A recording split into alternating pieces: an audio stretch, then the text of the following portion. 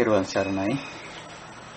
අපේ සුපුරුදු දහම් හමුවදත් අප මේ පවත්වන්නේ අද 2020 වර්ෂයේ ඔක්තෝබර් මාසේ 16 වෙනි සිකුරාදා දවස සුපුරුදු වේලාව අපි ශ්‍රී ලංකා වේලාවෙන් උදෑසන 5:30 සිට හෝරා දෙකක විතර කාලයක් අපි මේ දහම් හමුව පවත්වනවා.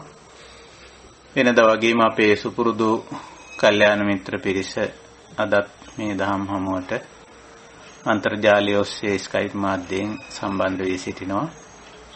හැම දිනම අපි තාම ගෞරවයෙන් සහ කල්යාණ මිත්‍රත්වයෙන් පිළිගන්නවා.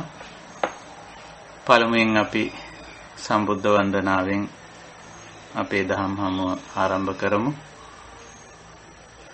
නමෝ තස්ස භගවතෝ අරහතෝ සම්මා සම්බුද්දස්ස. නමෝ තස්ස භගවතෝ අරහතෝ සම්මා සම්බුද්දස්ස. නමෝ තස්ස භගවතෝ අරහතෝ සම්මා සම්බුද්දස්ස. සාදු සාදු සාදු. තෙරුවන් සරණයි හැම දිනාටම. අවසරයි අපි පවත්වාගෙන යනු ලබන අපේ උතුම් කටයුත්ත මේ දහම් හමුව. මූලික පරමාර්ථ දෙකක් මේ ධර්ම මාර්ගයේ තිබෙනවා. එකක් අපි මේ ගත කරන මනුෂ්‍ය ජීවිතේ, සමාජ ජීවිතේ යහපත්ව ගත කරන්නට අවශ්‍ය කරන මේ ජීවිතය තුළ අපි තනියම ගත කරන අය නෙමෙයි, මනුෂ්‍ය වාසයක් තුළ පෞද්ගලික ජීවිතයකින් එහා ගිහිල්ලා සමාජ ජීවිතයක් ගත කරන අය හැටියට අපි මේ සිසු මනුෂ්‍යයන් සමග, සතා සිව්පාව සමග, ගහකොළ පරිසරයේ සමග ගත කළ යුතු යහපත් ජීවන වටපිටාව සකස් කරගන්න, යහපත් ජීවන ප්‍රතිපදාව සකස් කරගන්න මේ දහමෙන් අපට මඟ පෙන්වනවා. අනිත් අංශය තමයි අපේ අධ්‍යාත්මික ජීවිතේ. අපි හැමෝටම පෞද්ගලිකව අපි විඳින සැපක් හෝ දුකක් තිබෙනවා. ඒ වගේම අපිට පෞද්ගලිකව යම් අවබෝධයක්, වැටහීමක් තිබෙනවා. අන්න ඒ පැත්ත, අධ්‍යාත්මික පැත්ත අපේ පෞද්ගලික ජීවිතේ අපි කොහොමද අපේ කය මනස හසුරුවා ගන්නේ, අවබෝධය අපි තියාගන්නේ කොයි වගේ මට්ටමකින්ද කියන කාරණේ, ඒක අපි අධ්‍යාත්මික දියුණුව කියලා සලකනවා. මේ සමාජීය සහ අධ්‍යාත්මික කියන අංශ දෙයන්සේම අපි යහපත්ව පවත්වා ගත යුතුයි. ඒ දෙයන්සේටම අදාළ ප්‍රතිපදාවක්, දහමක්, ක්‍රමවේදයක් බුදුදහමේ පෙන්වා දීලා තිබෙනවා. ඉතින් අපි එකතු වෙලා මේ කරන්නේ මේ ධර්ම ප්‍රතිපදාව, ධර්ම මාර්ගයේ එලිපෙහෙලි කර ගැනීමක්, අවබෝධ කර ගැනීමක්, වටහා ගැනීමක්. අපි නොඑක් මාතෘකා තියාගෙන, විශේෂයෙන් බුද්ධ දේශනා ඉදිරියෙන් තියාගෙන මේ ධර්ම සාකච්ඡා මාලාව, දහම් හමුව දිගු කාලයක් පවත්වාගෙන යනු ලබනවා. ඉතින් අපි හැම දෙනාගේම ධර්ම අවබෝධයේ පිණිස යම් කෙනෙක් මේ අප කරන සාකච්ඡා සම්මන්ත්‍රණ වලට ඇහුම්කන් දුන්නොත් ඒ අයගේ අවබෝධයේ වැටහීම පිණිස අපි මේ දහම් හමුව පවත්වාගෙන යනු ලබනවා. මේ වන විට අපි මාතෘකාවක් හැටියට අනිශ්චිත විහරණය කියන මාතෘකාව තියාගෙන බුදුදහමේ පෙන්වන, බුද්ධ දේශනාවේ ඇතුළත් වෙලා තියෙන ප්‍රධාන අංග 4 සාකච්ඡා කරමින් එනවා. ඉතින් මේ සඳහා අපිට මූලාශ්‍රයන් ගණනාවක් තිබෙනවා. ප්‍රධාන අංග සඳහන් වෙනවා බොහෝ බුද්ධ දේශනාවල. කෙටියෙන් සඳහන් වෙන අවස්ථා තිබෙනවා අංග 4 විතරක්. ඊට පස්සේ ඒවා සවිස්තරව උදාහරණ සහිතව විවරණය වෙන අවස්ථාවක් තිබෙනවා. ඉතින් අපි බලාපොරොත්තු වෙන්නේ අද 4 වෙනි ප්‍රධාන අංගය සාකච්ඡා කරලා ඊළඟ සාකච්ඡාවේදී මේ 4ටම අදාළව බුදු පියාණන් වහන්සේ ඉදිරිපත් කරපු උදාහරණ සාකච්ඡා කරන්න. එතකොට අපිට පදානියංග පිළිබඳව පදානාංග පිළිබඳව යම්කිසි නිශ්චිත පැහැදිලි අවබෝධයකටපත් වෙන්න අපිට හැකියාව ලැබෙනවා. එතකොට අපි දන්නවා මේ පදාන කියන්නේ වීරිය, උත්සාහය, වෑයම කියන තේරුම. පදාන කියන වචනේ සාමාන්‍ය අදහස ගත්තොත් වීරිය, උත්සාහය, වෑයම කියන තේරුමක් තියෙනවා. එතකොට වීරිය, උත්සාහය, වෑයම් කිරීම දෙපැත්තකට යෙදෙනවා. එකක් ලෞකික පැත්තට උත්සාහයවත් වෙනවා, වීරියවන්ත වෙනවා, කැප වෙනවා, මහන්සි වෙනවා. ඒ පැත්තට. අනිත් පැත්ත ආධ්‍යාත්මික පැත්ත. මෙතෙන්දි විශේෂයෙන් සාකච්ඡාවට ගැනෙන්නේ අදහස් වෙන්නේ ලෞකික පැත්තේ උත්සාහය නොවේ. විශේෂයෙන්ම නිවන් මාගේ දැක්වෙන නිවනට අදාළ වෙන උත්සාහයන් 4ක්, වෑයම් කිරීම 4ක්, නැත්නම් 4 ආකාර වෑයමක්, 4 ආකාර උත්සාහයක් මෙතෙන්දී බුදු පියාණන් වහන්සේ පෙන්වා දෙයි.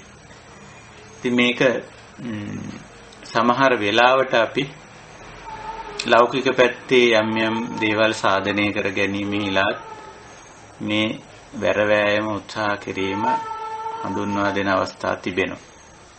නමුත් මේවා දේශනා වෙලා තියෙන්නේ, සාකච්ඡා වෙලා තියෙන්නේ, ඉදිරිපත් වෙලා තියෙන්නේ ආධ්‍යාත්මික අංශයට අදාළ උත්සාහයක්, වෑයමක් හැටියට. ආධ්‍යාත්මික අංශයේ උත්සාහය, වෑයම හැටියට සලකන්නේ මේ පාප අකුසල කියන தত্ত্বයන්ගෙන් වැළකීම, මිදීම මූලික වශයෙන්. අනිත් පැත්තෙන් කුසල තත්වයන් වර්ධනය කර ගැනීම. ඒ වගේ ප්‍රධාන අංශ දෙකකට අදාළව තමයි මේ උත්සාහය, මේ වෑයම, මේ වීරිය බුදුදහම උගන්වන්නේ. ඒ නිසා අපිට පේනවා මේ 4 ආකාර වීරිය කෙටියෙන් බුදු පියාණන් වහන්සේ දක්වන අවස්ථා තියෙනවා ගොඩාක් සූත්‍රවල. චත්තාරිමානි භික්ඛවේ පදානානි කතමානි චත්තාරි පදානයන්. නැත්තම් උත්සාහයන්, වීරියන්, කැපකිරීම, මහන්සි වීම, උනන්දු වීම, වැරවැයම් කිරීම 4 ආකාරයකින් කළ යුතුයි කියලා. ඒ කියන්නේ නිවන් මඟට අවතීර්ණ වෙච්ච, නිවන් මගේ යොමු වෙලා සිටින ඇත්තෝ. ඒ 4 මොකද්ද?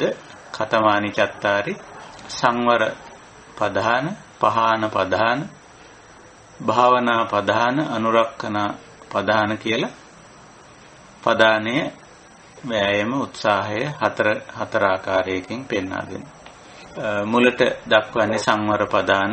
ඒක විස්තර කරනවා. අපි ඒවා කලින් සාකච්ඡා කළා මුල්ම සාකච්ඡාවේදී. කුමක්ද සංවර පදානය කියන්නේ කියලා බුදු පියාණන් වහන්සේත් ඒක කෙටියෙන් දක්වනවා. ඉද බික්කවේ බික්ඛු අනුප්පන්නානම් පාපකානම් අකුසලානම් ධම්මානම් අනුප්පාදාය චන්දං ජනේති වායමති විරියං ආරභති චිත්තං පග්ගණ්ණාති පදහති කියලා. දැනට අප තුල වර්ධනේ වී නොමැති, නැත්නම් හටගෙන නැති පාපී අකුසල තත්වයන් තියෙනවා. ඒවා හටගන්න ඉඩ අවකාශයේ තියෙන අවස්ථාව තියෙනවා. ඉතින් අන්න ඒවා හට ගැනීම වළක්වා ගැනීම. එහෙම සම්පූර්ණ ඉඩක් අවකාශයක් තිබෙනවා මේ සඳහා. ඒකයි. එතකොට පළවෙනි වැරවැයම උත්සාහය හැටියට බුදු පියාණන් වහන්සේ පෙන්වා දෙන්නේ ඔන්න ඕක. එතකොට මේකෙන් අපිට පේනවා මේ උත්සාහය ලෞකික පැත්තට නෙමෙයි, පාප අකුසල කියන தත්වයන් වළක්වා ගැනීම සඳහා පාප අකුසල தත්වයන් තමන් තුළ හට නොගත් පාප අකුසල தත්වයන් ඇති නොවන්න එක්තරා ප්‍රමාණයක වගවීමක් මෙතන අදහස් කරන්නේ. උත්සාහ කිරීමක් වගවීමක් අදහස් කරන්නේ. ඊළඟට දෙවෙනි කාරණයට ගිහිල්ලා බැලුවොත් ඒක පළවෙනි පදානේ හඳුන්වලා තියෙන්නේ සංවර පදාන කියලා. සංවර කියන එකේ අදහස දෙවිදියකට තියෙනවා අපිට. එකක් තමයි මේ ශිෂ්ට සම්පන්න භාවය පවත්වා ගැනීම කියන කාරණේට සංවර කියන වචනේ යෙදිලා තියෙනවා. ඒ තැන්වල සම්මත අනුමත නීති රීති සිරිත් සම්ප්‍රදායන් වලට එකඟව කටයුතු කිරීම අදහසිනුත් සංවර කියන වචනය යෙදිලා තියෙනවා. මෙතන අදහස් කරන්නේ හුඟක්ම විශේෂයෙන් තමා තුළ දැනට නැති, තමා තුළ දැනට හටගෙන නැති පාප අකුසල තත්වයන් නැතිවීම වළක්වා ගැනීම. ඒක නිසා මේ පදානේ සංවර පදාන හැටියට දක්වලා තියෙනවා. දෙවැනියට දක්වන්නේ පහාන පදාන කියලා. ඒක විස්තර කරන්නේ uppannānaṁ pāpakānaṁ akusalaanaṁ dhammānaṁ pahānāya චන්දං ජනේති වායමති විරියං ආරභති චිත්තං පග්ගණ්හාති පදහති වශයෙන් හටගත් දැනට Taman තුල යම් මොහතක යම් පාපී අකුසල තත්වයක් හටගත්තා නම් අන්න ඒක දැනගෙන දැකගෙන ඒක දුරු කිරීමට වෑයම් කිරීම. ඒක නිසා ඒක පහාන කියන වචනයෙන් විශේෂ කරලා දක්වලා තියෙනවා. පහාන පදානය කියලා. පළවෙනි එක සංවර පදානයේ හැටියට දක්වනවා. දෙවෙනි එක පහාන පදානයේ හැටියට දක්වනවා. ඊළඟට තුන්වෙනි පදානය හඳුන්වන්නේ අපි මීට කලින් සාකච්ඡා කළ පදානය භාවනා පදාන කියලා.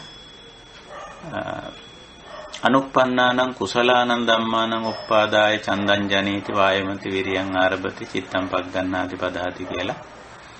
සමහර විට අපි තුල තවමත් හට නොගත්ත නැත්නම් අපිට අවශ්‍ය වන ඇතැම් කුසලතා තවමත් අපි තුල නොමැති වෙන්න පුළුවන්.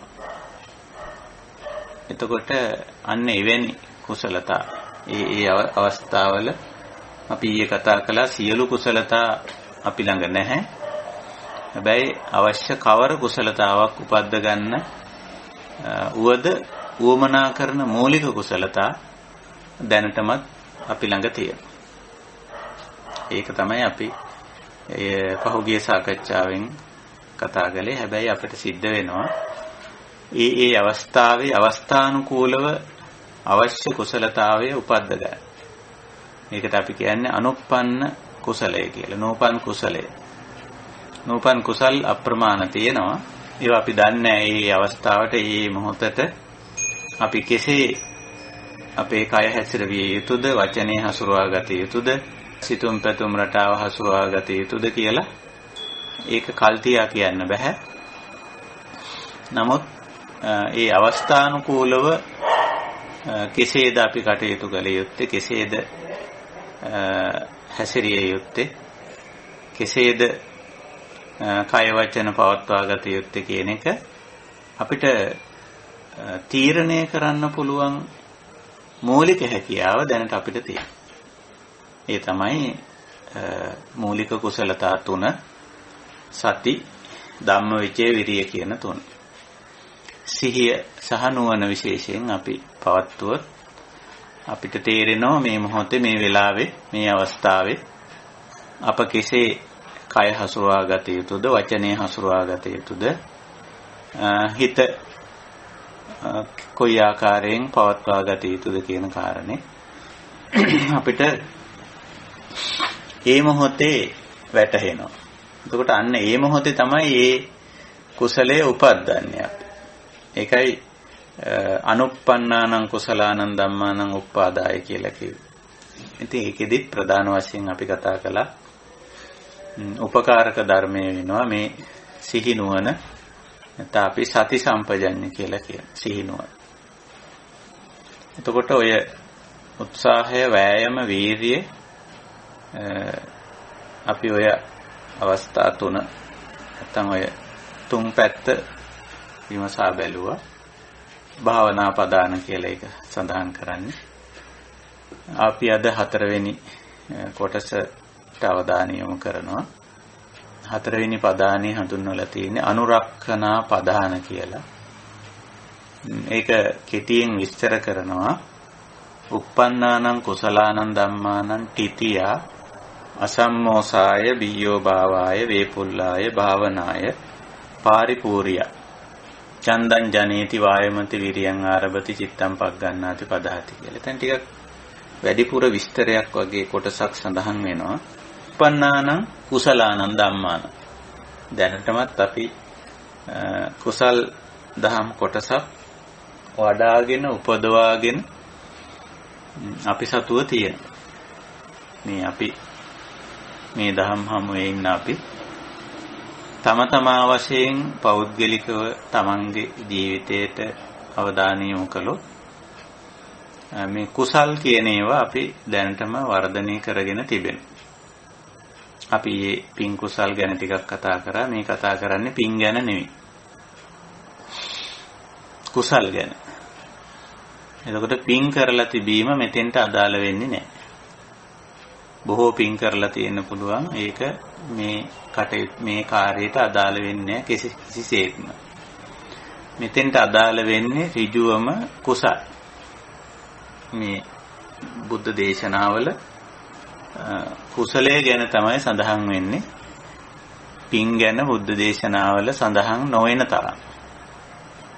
ඇත්ත වශයෙන්ම සඳහන් වෙන්නේ නැහැ හරියටම කිව්වොත්. මොකද ඒක පින් කියන ඒවා මේ අපේ ශාසනික ප්‍රතිපදාවට අදාළ දේවල් නොවේ. අපි දැන් හුඟක් අය හිතන්නේ මේ ආර්ය ප්‍රතිපදාවේ කොටසක් කියලා පින්. පුණ්‍ය කටයුතු. නෑ ඒවා පුණ්‍ය කටයුතු කියන එක ලෝකේ ශිෂ්ට ගුණගරුක මිනිස්සු කවුරුත් කරන දේවල්. ඒක ඒ පුණ්‍ය කටයුතු වලින් ආර්ය ප්‍රතිපදාව නිරූපණය වෙන්නේ නැහැ. ආර්ය ප්‍රතිපදාව නිරූපණය වෙන්නේ කුසලයේ. ඉතින් ඒක නිසා හුඟක් ඇත්තන්ට මේ පින කුසලයේ දෙක තෝරා බේරා ගන්න බැරි ගතියක් තියෙන. ඒක නිසා ඇත්තටම කුසල් වැඩිවීමක් හුඟක් අයගේ නැහැ. පින් කිරීමට බර වෙලා පුණ්‍ය කටයුතු වල නිරත වෙලා පුණ්‍ය සිතුවිලි වර්ධනය කිරීම පැත්තට නැමිලා යොමු වෙලා පෙළඹිලා ඉන්නවා. එතකොට කුසලයේ වැඩිවීමක් නැහැ. ඒක නිසා මේ පධානය කියන්නේ ආර්ය ප්‍රතිපදාවේ ධර්ම මාර්ගයේ සම්පූර්ණයෙන්ම කතා කරන්නේ කුසල් ගැන. ඒක නිසා මෙතෙන්දිත් uppannānaṁ කුසලානං ධම්මානං දැනටමත් තම තමා වශයෙන් අපි පරීක්ෂාකාරී වෙන්න ඕන. අපි ප්‍රමාණවත් තරම් කුසල් වඩාගෙන තියනවාද කියලා. කුසල් ගැනීමට අයිති වෙන්නේ අපි කිව්ව සීල සමාධි ප්‍රඥා.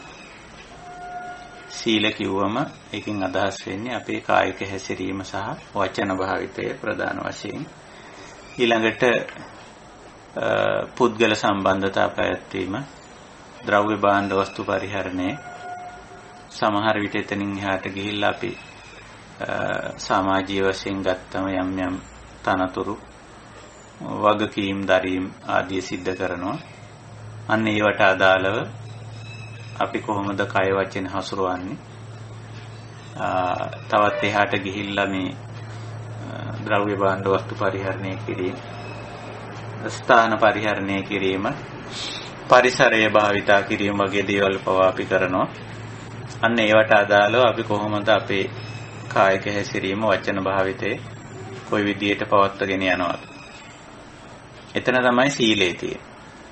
ඒක තමයි කුසලය කියලා කියන්නේ.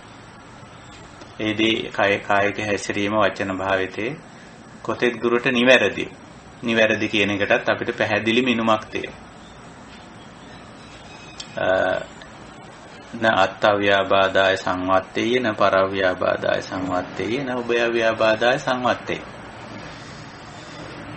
ඔය කියන ලද කායික හැසිරීම වචන භාවිතේ තමන්ට අහිත පිනිස නොවන ආකාරයෙන්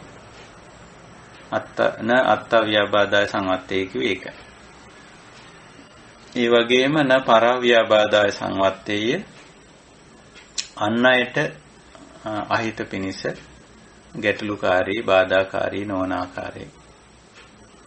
ඊළඟට තමන් අනුන් ඇතුළු සමස්ත ජීව පද්ධතිය මේකට ගත්තම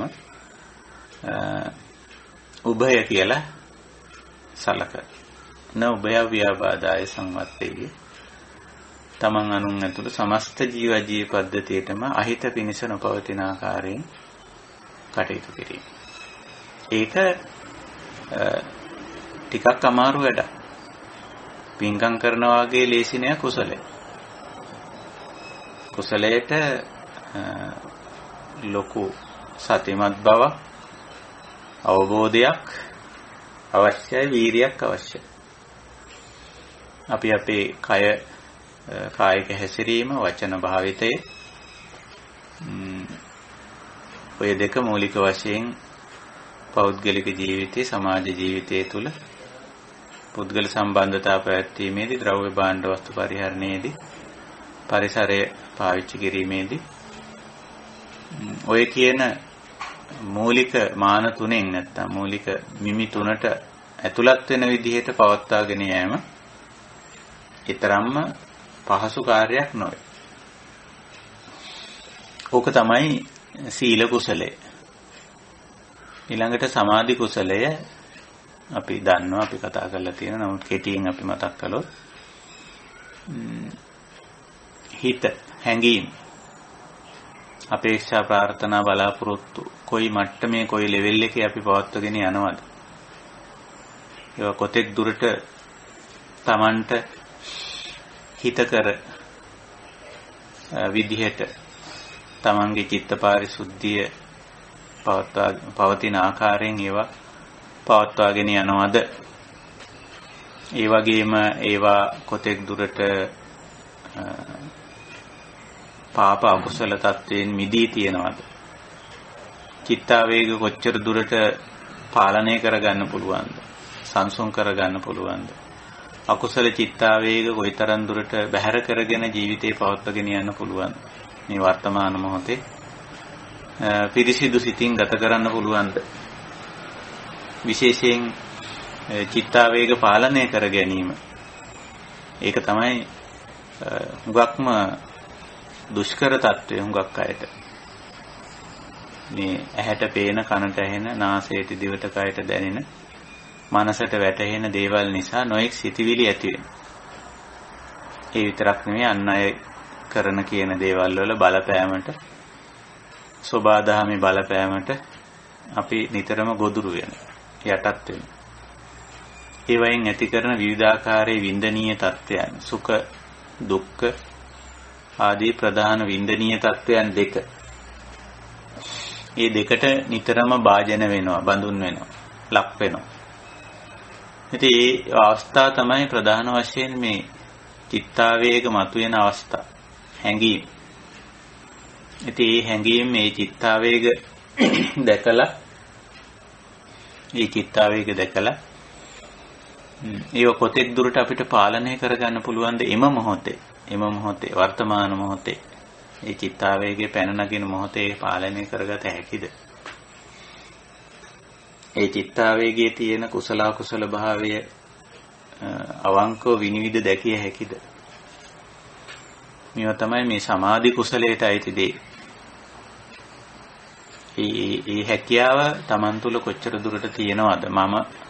මා තුල ඒ කොච්චර දුරට තියෙනවද කියලා මා විසින්ම පරීක්ෂා කරගත යුතුයි. ඊළඟට බුද්ධිමය අංශය, අවබෝධමය පැත්ත, ඔය සමාධි පැත්ත, සමාධි කුසලය. ඊළඟට ප්‍රඥා කුසලය, බුද්ධිමය පැත්ත, අවබෝධමය පැත්ත. ඉතින් ඒකත් අපි පරීක්ෂා කරලා බලන්න ඕන. මේ හොඳ නරක, පින පව, කුසලය අකුසලය, කළ යුත්තේ නොකළ යුත්තේ ආදී වශයෙන් කොච්චර දුරට අපි ඒව හරියටම අවබෝධ කරගෙන තියෙනවද? මේ ප්‍රධාන අංශ දෙක. ඒක අවබෝධ කරගෙන තිබීම අවශ්‍යයි. අපි අර කලින් කියපු ආරම්භයේ මතක් කළ සමාජ ජීවිතේ නිවැරදිව පවත්වාගෙන යාම සඳහා. ඒක අපි අවබෝධ කරගෙන නැත්නම් මේ අපි ගත කරන සමාජ ජීවිතයේ, පොදු ජීවිතේ ගත කරන්න අමාරුයි. නොයෙක් කැලහැප්පීම් ගැටීම් ඇති වෙනවා. ඒ වගේ මෙතනින් එහාට ගිහිල්ලා අභිඥා පරිඥා ආදී වශයෙන් පඤ්ඤා වලින් එහාට ගිහිල්ලා පඤ්ඤා තමයි හුඟක් වෙලාවට ඔය ආචාර ධර්මීය පදනම අවබෝධ කර ගැනීම ගණේට අයිති වෙන්නේ. නමුත් එතනින් එහාටත් ගිහිල්ලා අභිඥා පරිඥා ආදී වශයෙන් මේ යථා ස්වභාවයේ හැම දෙයකම අනිත්‍ය අනාත්ම විපරිණාම සමුදය වය පටිච්ච සමුප්පන්න ආදී පොදු ලක්ෂණ නැත්නම් අපි සාමාන්‍ය ලක්ෂණ කියලා කියන පොදු ලක්ෂණ අවබෝධ කර ගැනීමට තරම් ඒවා අපි අවබෝධ කරගෙන ඉන්නවද? එතකොට ওই ටික තමයි උපන් කුසලයේ කියලා කියන්නේ. uppannānaṁ කුසලානං ධම්මානං. දැනට අපි උපදවාගෙන තියෙන කුසලය. සීලය, සමාධිය, ප්‍රඥාව කියන මේ අංශ තුනට අදාළවයි අපි මේ කුසල උපදවාගෙන තියෙන්නේ. ඉතින් අන්නේ කුසලය ගැන තමයි මේ හතරවෙනි පදහණින් කියවෙන්නේ. uppannānaṁ කුසලානං ධම්මානං. මේ උපන් කුසලයේ නැත්තම් අපි වඩාගත් කුසලය තිතියා අසම්මෝසාය බීයෝභාවාය වේපුල්ලාය භාවනාය පාරිපූර්යය. මේ වචන වලට අපි පොඩ්ඩක් අවධානය යොමු කරොත් හොඳයි. මාගදී භාෂාවේ පාලි භාෂාවේ වචන තිතියා කියලා කියන්නේ අර දැන්ට අපි උපදවාගෙන තියෙන කුසල් සීල සමාධි ප්‍රඥා කොතෙක් දුරට ස්ථාවරද? තිති කියන්නේ පවතිනවා කියන අදහස වර්තමාන මොහොතේ. මේ දැන් ඒක පවතිනවද? කොච්චර දුරට මම කායික වාචික සංවර භාවයේ තුල ඉන්නවද මේ මොහොතේ? දැන් කොච්චර දුරට මම වඩාගත් සමාධිය තුල ඉන්නවද මේ මොහොතේ? කොච්චර දුරට වර්තමාන මොහොතේ මම ප්‍රඥාව මෙහෙवला කටයුතු කරනවද? ප්‍රඥාන්විතව පඤ්ඤා අභිඥා දෙකෙන් යුක්තව පඤ්ඤා අභිඥා පරිඥා තත්වයෙන් කටයුතු කරනවාද කියන එක. ඒ තිති කියලා කියන්නේ ඒ උපන් කුසලයේ කොච්චර දුරට පවතිනවද? ස්ථාවර කියන වචනයක් අපි කියන්නේ නැහැ සාමාන්‍යයෙන් බුදුදහමේ. අනිත්‍ය හැම දෙයක්ම අනිත්‍ය තත්වයට බඳුන් වීමයි සාමාන්‍ය ස්වභාවය. ඒක නිසා අපි ස්ථිර කියන වචනයක් සාමාන්‍යයෙන් බුදුදහමේ අපිට පාවිච්චි කරන්න බෑ. තිති කියන්නේ ස්ථිර කියන එක නෙමෙයි. මේ මොහොතේ අපි කොච්චර දුරට එය පවත්වගෙන යනවාද කියන්නේ තිති. ඊළඟට අසම්මෝස කියන වචනේ මෙතන පාවිච්චි කරලා තියෙනවා. සාමාන්‍ය සම්මෝස කියන්නේ ඒ නිකන් දුර්වල වෙනවා, විසිරීලා යනවා, අඩාල වෙනවා, අඩපන වෙනවා, දියාරු වෙනවා වගේ තේරුමක් සම්මෝස කියන වචනේ තියෙනවා. එතකොට එසේ නොවි, දියාරු නොවි, අඩාල නොවි, විසිරෙන්න දෙන්නේ නැතුව ඒ කුසලතා සීල සමාධි ප්‍රඥා පවත්වා ගැනීමට තමයි අසම්මෝස කියලා කියන්නේ. ඒ අනුව මෙතන උත්සාහය තියෙන්න ඕන.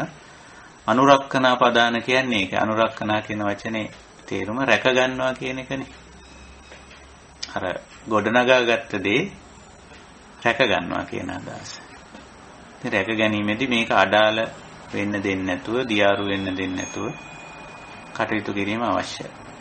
මොකද මේ වගේ වචන පාවිච්චි කරලා තියෙන්නේ ඕනම දෙයක් හේතු දෙකක් නිසා අඩාල වෙනෝ, දියාරු වෙනෝ.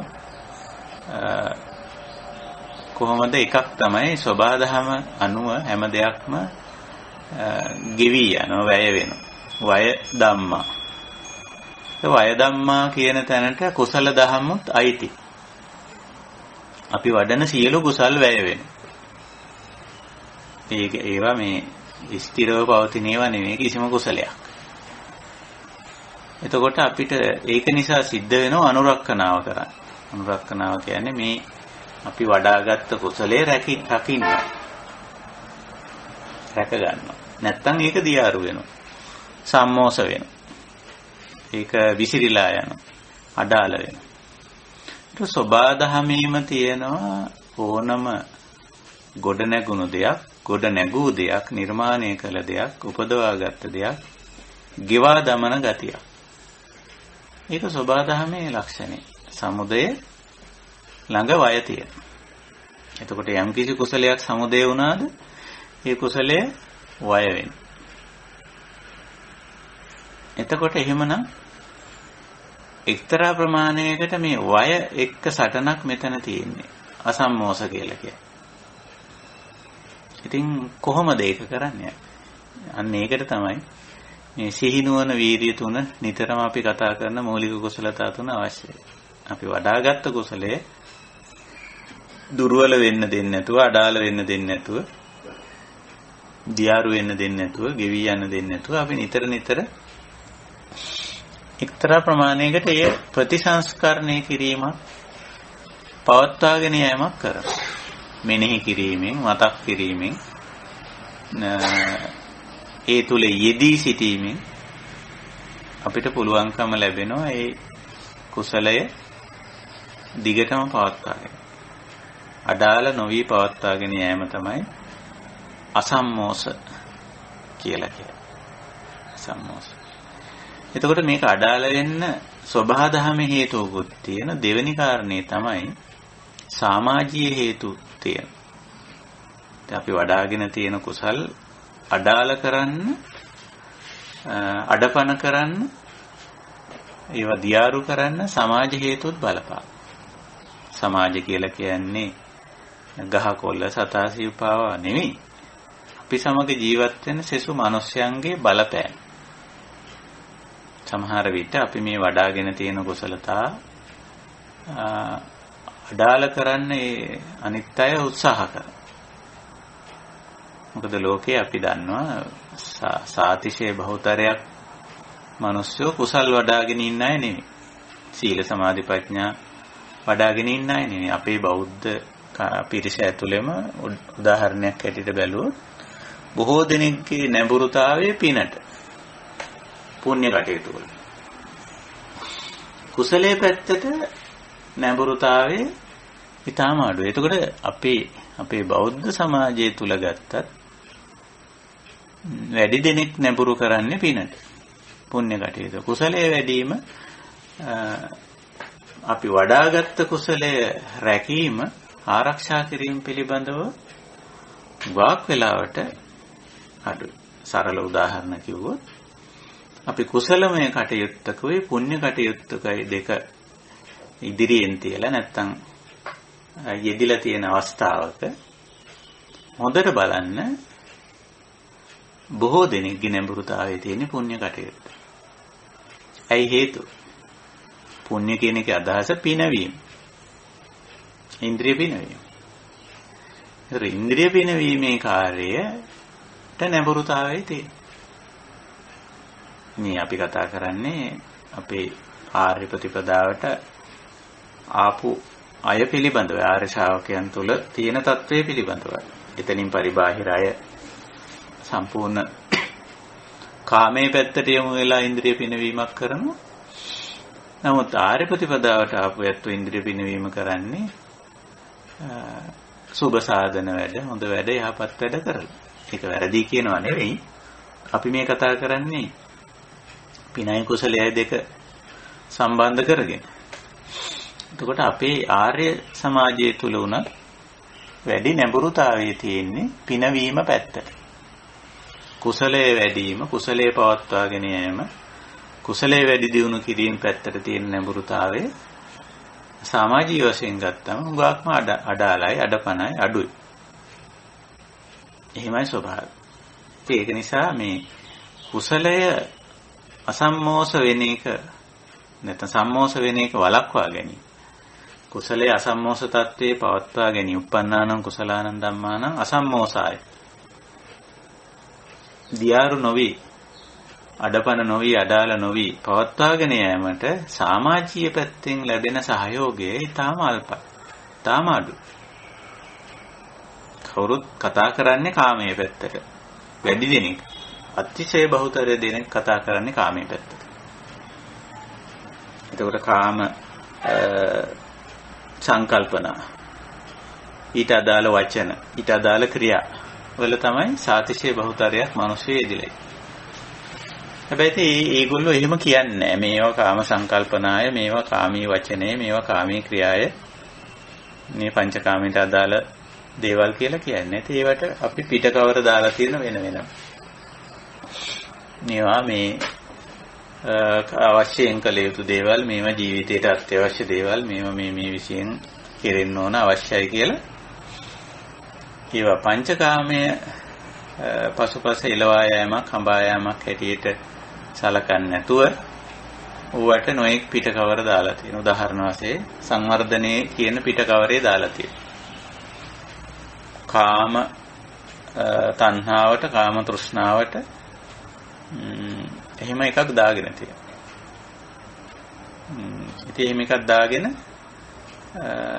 තියෙන තරම් භෞතික දේවල් අත්පත් කරගන්න, එකතු කරගන්න, රැස් කරගන්න, අයිති කරගන්න, ඒවා විඳින්න, ඇහෙන් කනින් නාසයෙන් දිවෙන් කයින් ඒවා විඳින්න විශාල වැඩපිළිවෙලක් හදාගෙන කටයුතු කරනවා.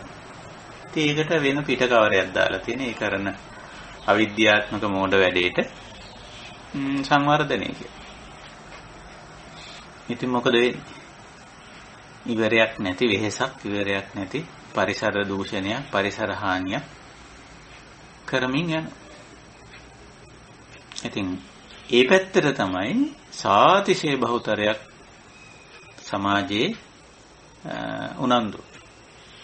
ඉතින් ඔය ගැටලුව දකින අය තමයි ආර්ය ශ්‍රාවකයෝ කියන්නේ. ඉතින් ආර්ය ශ්‍රාවකයෝ ඕක දැකලා ඕකෙන් සෑහෙන දුරට මිදෙන. මිදිලා ඉන්නකොට ඒගොල්ලන්ට හමු වෙනවා පින. අර අකුසලයෙන් පාපයෙන් මිදිලා පින හමු වෙනවා. පිනෙත් තියෙනවා අර වගේම අර පංචකාමයේ පිනවීම තරම් ඕලාරික පහත් නීච නොවුනට මේ පුණ්‍ය කටයුතු නැත්නම් සුබ සාධනේ අනිත් එක්කෙනාගේ යහපත වෙනුවෙන්, ලෝකේ යහපත වෙනුවෙන් කරන යහපත් කටයුතු වලින් ලැබෙන පිනවීම. ඉතින් ඒ පිනවීම උසස් කියන්න ලොකු තර්කයක් තියෙනවා. අර පංචකාමයෙන් පිනවීම නම් හොඳ නැහැ කියලා කියන්න හුඟක් අයට තර්ක තියෙනවා. නමුත් ඊට වැඩිය බරපතල තර්කයක් තියෙනවා පින වෙනුවෙන්. කාමයෙන් පිනවීමට වඩා මේ යහපත් වැඩ, හොඳ වැඩ වලින් කරන පිනවීමට ඊට වඩා විශාල තර්කයක් තියෙනවා. ඉතින් ඒ තර්කයට එළඹිලා පෙළඹිලා යමු වෙලා ඉතින් පුණ්‍ය කටයුතු වල යෙදී සිටිනවා. එතකොට කුසලයට නැඹුරු වීම සෑහෙන අඩාල වෙනවා. කුසලය සම්මෝස වෙනවා. ඒකයි ස්වභාවය. ඉතින් කුසලයේ වඩ නැත්තන්ටත්, වඩාගෙන ඉන්න නැත්තන්ටත් මේ අභියෝගයට මුහුණ දෙන්න සිද්ධ වෙනවා. ඒක අපි හොඳට දැන සිටීම අවශ්‍යයි. මේ හතරවෙනි පදහණයට අදාළ දේ ඊටාම වැදගත්. අපි නිතරම සිහිනුවණින් ඉන්න ඕන. අපි යන්නේ මේ පිනවීම, පංචකාමයෙන් පිනවීම හෝ එහෙම නැත්නම් පින්කම් කියලා අපි කියන වැඩවලින් පිනවීමට නෙවෙයි අපි එළඹිලා පෙළඹිලා යමු වෙලා ඉන්නේ. කුසලය උපදවන්න, උපදවාගත්ත කුසලය පවත්වාගෙන යන්න, මේ කුසලයේ රැක ගන්නත් තමයි අපි මේ යොමු වෙලා ඉන්නේ කියන ඒ සිහිනුවන අපි තුල නොතිබුණොත් එතකොට වෙන්නේ අර උපන් කුසලය සම්මෝස වෙන පැත්තට වැටෙන. එහෙම හුඟක් වෙලාවට අපි දැකලා තියෙනවා මේ ධර්ම මාර්ගයේ කාලයක් ආපු ඇත්තෝ සම්මෝස වෙච්ච හැටි, දියාරු වෙච්ච හැටි, අඩාල වෙච්ච හැටි ඕන තරම් දකින්න පුළුවන්. මේකට හේතුව තමයි මේ අයට හුරු පුරුදු වෙලා තියෙන්නේ පිනවීම. සාමාන්‍ය මිනිස්යන්ට පුරුදු වෙලා තියෙන පිනවීම. පිනවීම දෙපැත්තකින් මේ අය පුරුදු වෙලා තියෙන එකක් තමයි අර ඕලාරික පංචකාමයේ විසින් ඇති කරගන්න ඒ පිනවීම. මේක හොඳට හුරු. ඒක අපි කාටත් හොඳට හුරුයි.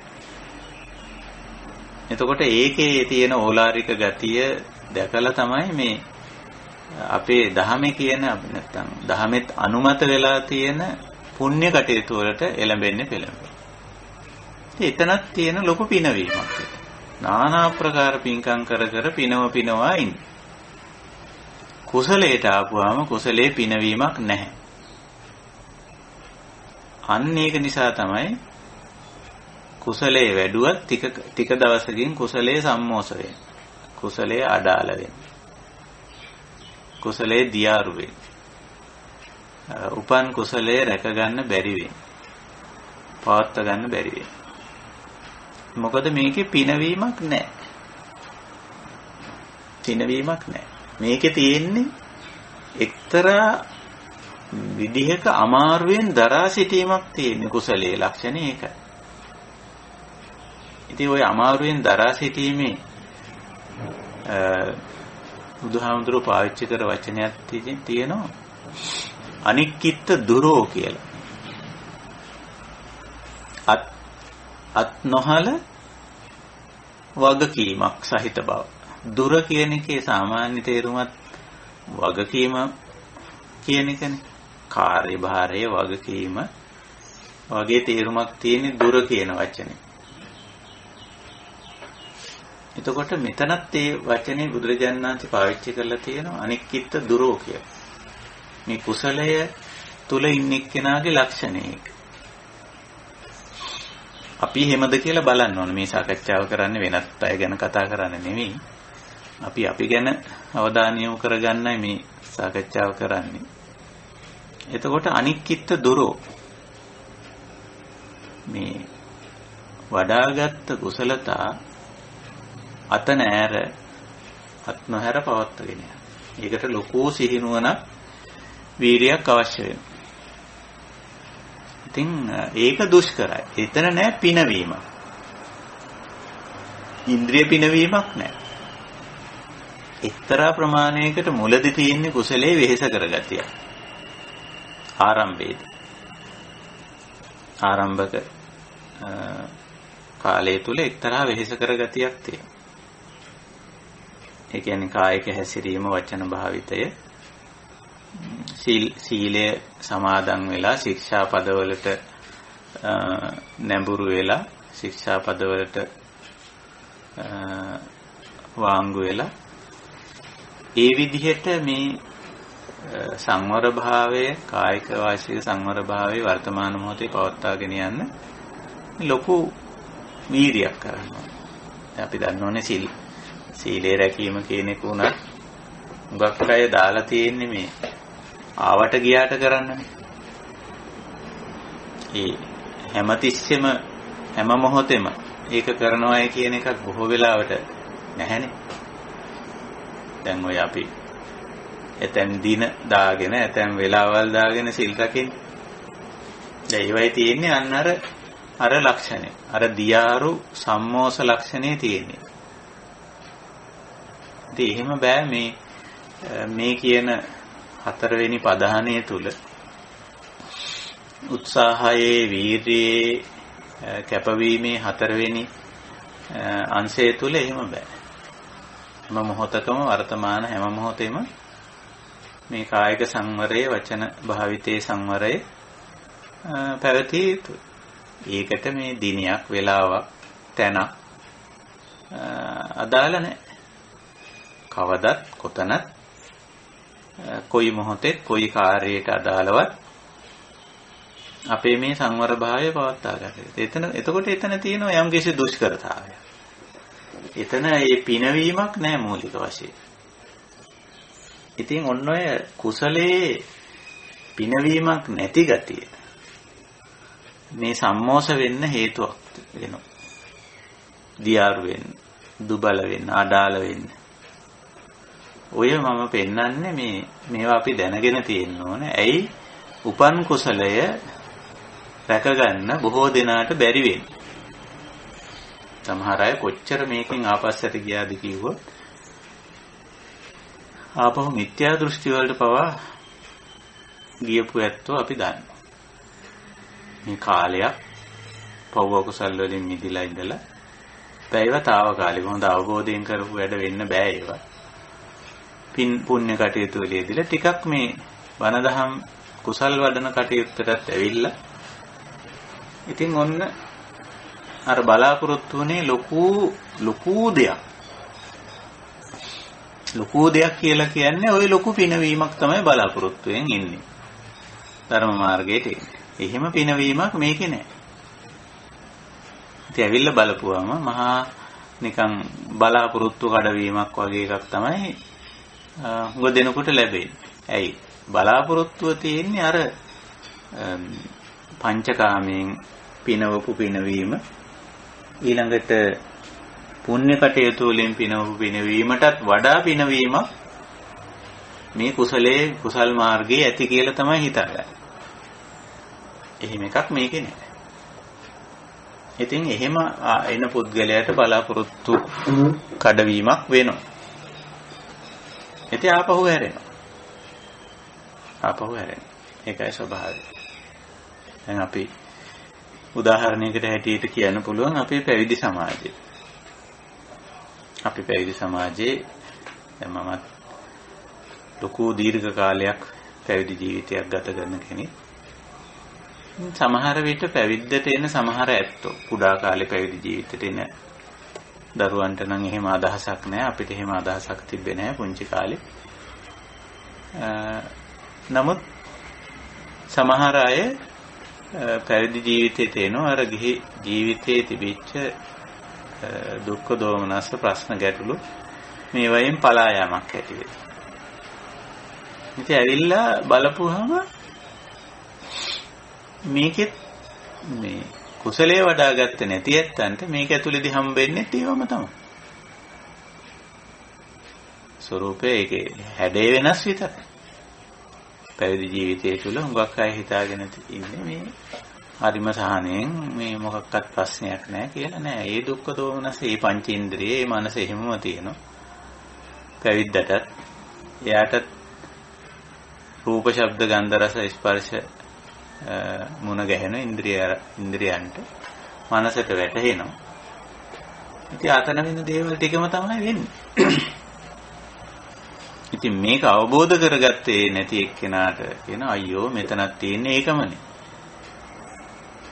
ඒකම තමයි තියෙන්නේ. ඉතින් එතකොට මේක තේරුම් ගන්න බැරුව අවශ්‍ය කුසලයේ වර්ධනය කරගන්න බැරි මට්ටමක හිටියොත් මොකද වෙන්නේ? ඉතින් ආපහු යනවා. මේක කරන්න බෑ, මේ කාර්යය කරන්න බෑ, මේක හරියන්නේ නැහැ. මම බලාපොරොත්තු වුණ තැන නෙමෙයි මෙතන. බලාපොරොත්තු වුණ තැන කියන්නේ මොකක්ද? ඒ කියන්නේ අර පිනවීම තමයි. එවැනි එකක් නෑ මේක. ඒක නිසා කුසලයේ ආරම්භක අවස්ථාව වෙහෙස කරයි, පීඩාකාරී ඒ ලක්ෂණේ තියෙනවා. නමුත් යම් කෙනෙක් හොඳින් අවබෝධ කරගෙන, හොඳින් තේරුම් අරගෙන, හොඳින් වටහාගෙන මේ කාර්යය යෙදුනොත්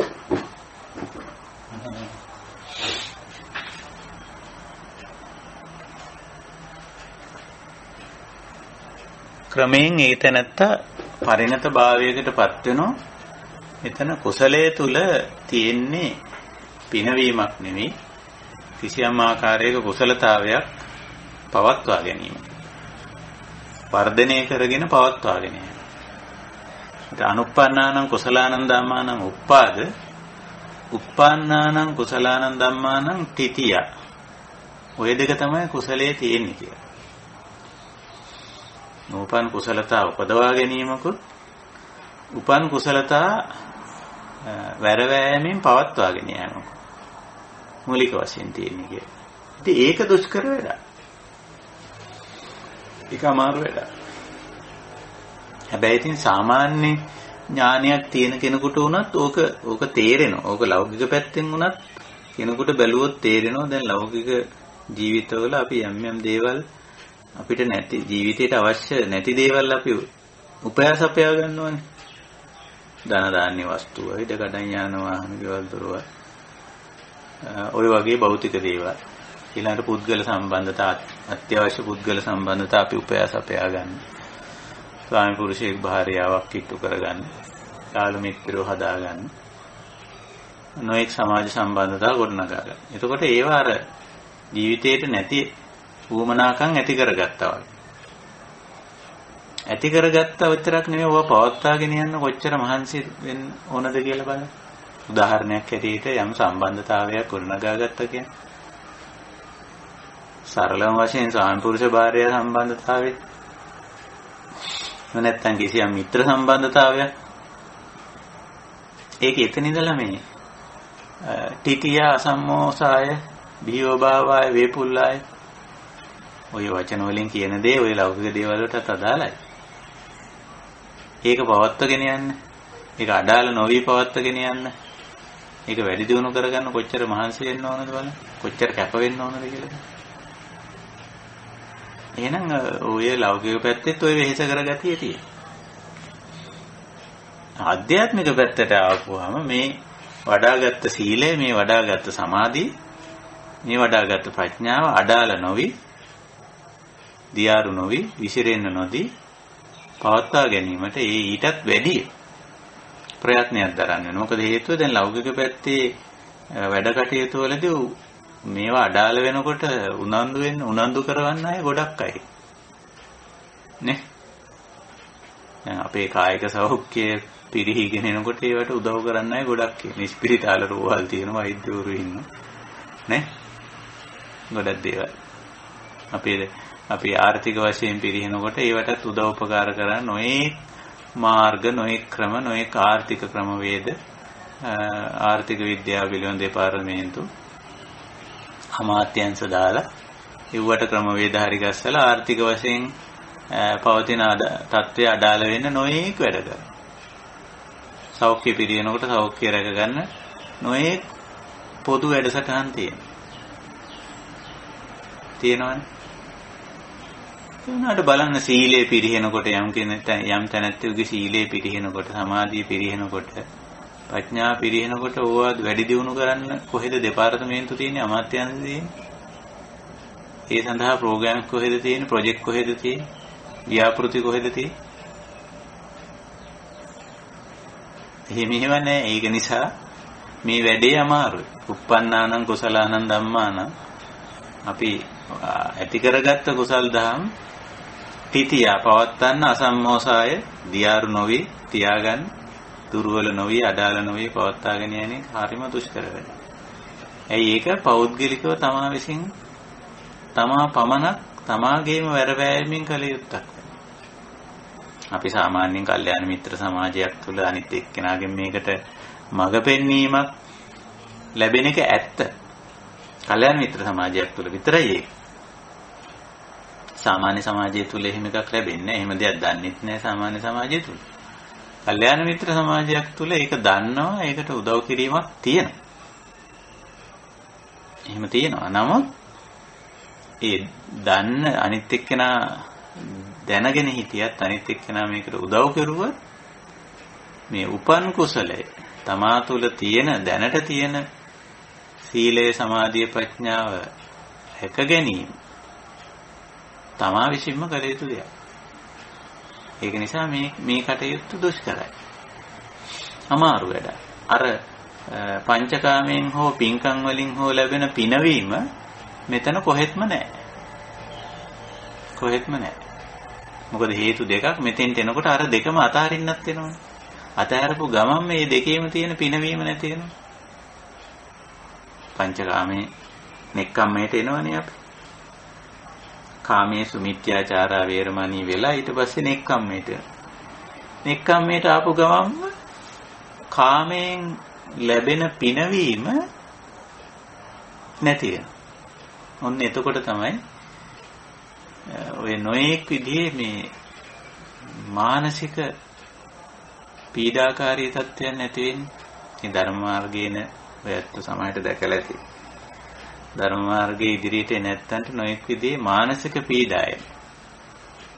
ඔය නූතන භාෂාවෙන් කිව්වොත් ටෙන්ෂන් එක ඇති වෙනවා, ડિප්‍රෙෂන් ඇති වෙනවා, මානසික ආතතිය, මානසික පීඩා වගේ දේවල් ඇති වෙනවා. ඉතින් හුඟක් අය හිතන්නේ මේක මේ භාවනා කිරීමේ දෝෂයක්, මේ බණ භාවනා කිරීමෙන් වෙන දෝෂයක් කියලා. ඇත්තටම බණ භාවනා කිරීමෙන් එන දෝෂයක් නෙවෙයි මේ තියෙන්නේ. ධර්ම මාර්ගයට එළඹෙනකොට මේ නෛෂ්ක්‍රම්‍යයට එන්න වෙනවනේ, නෙක්ඛම්මයට එන්න වෙනවනේ. රූප බැලීම, ශබ්ද ඇහිීම, ගන්ධ රස පහස විඳීම මේවට සීමා මායින් දාපු ගමම්ම ඒවා අඩාල වුණ ගමම්ම ડિප්‍රෙෂන් එනවා තමයි. මානසික පීඩා එනවා තමයි.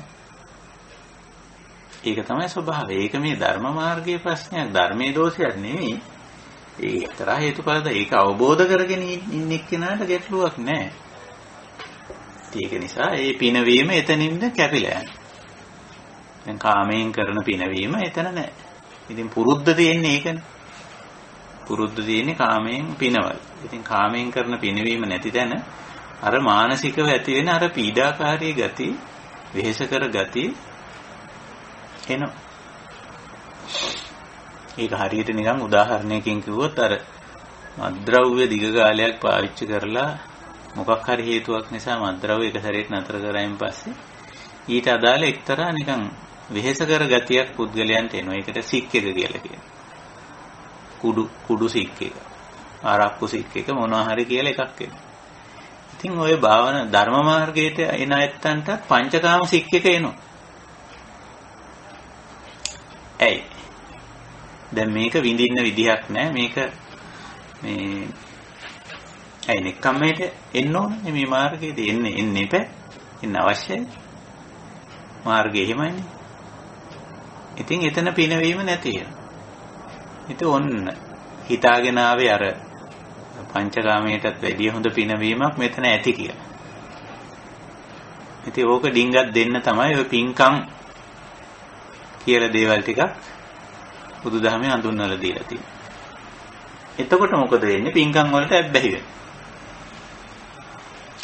ඊට පස්සේ ඒකිනුත් ගැලවෙන්න ඕනනේ මේ කුසලයට සීලේ සමාධිය ප්‍රඥාව වඩනකොට පින්කමුත් ටිකක් අඩාල කරන්න වෙනවා. ඉතින් ඒ උතෙන්දි තව ප්‍රශ්නයක්. ඉතින් ඒක අඩාල කරන්න බෑ. ඒකිනුත් එන මේ පිනවීම අඩාල කරන්න කොහෙත්ම කැමති නැහැ. එතකොටත් ලොකු මානසික පීඩාවකටපත් වෙනවා. දැන් මට ඊයේ කතා කර කෙනෙක් ඉතින් එයා මාත් එක්ක කතා කරේ මේ එයා කරගෙන ආපු පින්කම් වගේක් දැන් කරන්න බැරි හේතුව එයා අංශභාග රෝගියෙක් වෙලා ඉන්නේ දැන්. එතකොට ශරීරය පවත්වන්න බැහැනේ. සරල උදාහරණයක් එයා කිව්වා මට බුදුපහන තියන්න බෑ අත උස්සලා. ඉතින් තියන්න බැරි වුණාම මට දුක එනවා, ඇඬෙනවා. මං ඉතින් ඒක කරන්න ගියාම අඬ ඉන්නවා, විශාල දුකක් එනවා සාවින්නාසක. ඉතින් ඇයි ඒක තමයි ධර්ම මාර්ගයට ආපු නැති එකේ ප්‍රශ්නේ. අංශභාග රෝගේ නෙවෙයි මෙතන ප්‍රශ්නේ තියෙන්නේ. ලෙඩ රෝග කාටත් හැදේ. ව්‍යාධි ධම්මෝ කියන මේ ධර්මතාවය අවබෝධ කරගෙන නැහැ. ඉතින් මොකද අර පින්කම් වලින් කර ආපු පිනවීම තවත් ගොඩාක් එයාගේ පින් ලයිස්ට්ුවක් කිව්වම ආයික ඒව එකක්වත් කරන්න විදිහක් නැහැ. දරුවෝ ඒව දැන් කරන්නෙත් නැහැ. මේ මට කරගන්නත් බෑ. මොකද මම දැන් මේ අංශභාග රෝගියෙක් කියලා. ඉතින් අන්න ඒක වෙනවා.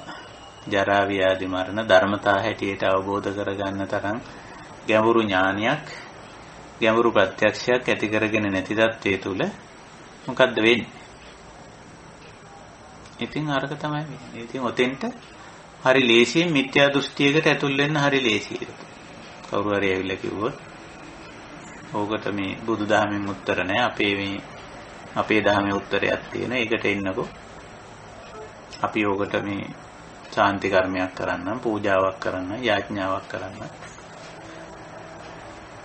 හරි ලේසියෙන් අත්තරවන්න පුළුවන්. ඇයි? අපි ධර්මයට ඇවිල්ලා නැහැ. ඒකයි ධර්මයේ උගන්වන්නේ මේ ජරා ව්‍යාධි මරණ, අප්පිය සම්පයෝග, පිය විප්පයෝග, ඉච්ඡාලාභ මේවා ධර්මතා හැටියට, ලෝක ස්වභාව ධර්මයේ හැටියට අවබෝධ කරගෙන ඒවත් එක්ක පවතින ජීවත් වෙන්න. ඒ වගේ ගැඹුරු අභිඥා පරිඥා තත්වයට ඇවිල්ලා නැත්තම් ඉතින් ඔතනින්ම ආපහු හැරෙන්න. ඒකයි ස්වභාවය. ඉතින් ඔන්න ඔය විදියට මේ කුසලයේ වඩා ගැනීම දෙවෙනි තුන්වෙනි පදානේ. අනුප්පන්නානං කුසලානං ධම්මානං උප්පාදා. ඒ වගේම වඩාගත් කුසලය තිතිය අසම්මෝසාය.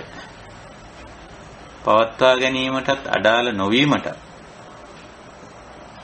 සෑහෙන උත්සාහයක් අපි තුල තියෙනවා. මේ ධම් ස්වභාවයේ ඉන්න මේ අපි තුලත් ඕක වෙන්න පුළුවන්. වඩාගත් කුසල් අඩාල වෙන්න පුළුවන්. දියාරු වෙන්න පුළුවන්. එකක් තමයි ඔය ජරා ව්‍යාධි. ව්‍යාධි වලදී හුඟක් අයගේ කුසල් අඩාල වෙනවා. ලෙඩ වුණාම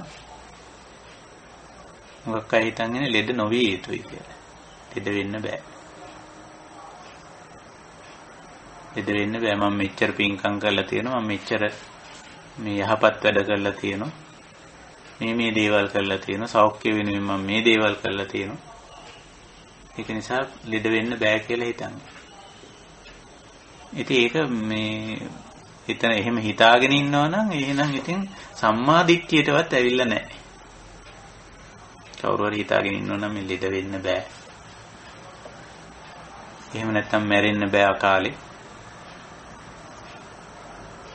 ඒ වගේ දේවල් මේ අපේ ඔළුවට ගිහිල්ලා තියෙන මේ මරණය ධර්මතාවයක් ඕනෑම වෙලාවක වෙන්න පුළුවන් කියන එක නේ මරණයේ ස්වභාවය. මොකද අපිට දීලා තියෙන්නේ ওই අටුවා කතා වලින් එහෙම අකාලේ මැරෙන්න බෑ කියලා. අකාලේ මැරෙන්න බෑ කියලා. ওই ජාතක කතාවල එහෙම කියනවා බලන්න ධර්මපාල ජාතකේ. නෑ අපේ પરම්පරාවේ අකාලේ මැරෙන්නේ නෑ. ඉතින් ධර්ම විරෝධී. ධහමට විරුද්ධයි සම්පූර්ණ. මොන પરම්පරාවේද? රහතන් වහන්සේලාත් අකාලේ මැරෙනවා. රහතන් වහන්සේලාත් නොයෙක් පීඩාවලට ගැහැටවලට ලක් වෙනවා. කවුද අකාලේ නොමැරෙන්නේ? කවුද ගැටලු පීඩාවලට ලක් නොවන්නේ? ඉතින් එහෙම බෑ. එහෙම වෙන්න බෑ කියන අදහසේ ඉන්නේ. ඕනම මොහොතක මේ මැරෙන්න පුළුවන්. දැන් ලෝකේ හොඳම උදාහරණේ තියෙනවනේ මේ දවස්වල. දිනපතා දහස් ගණන් මැරෙන්නේ.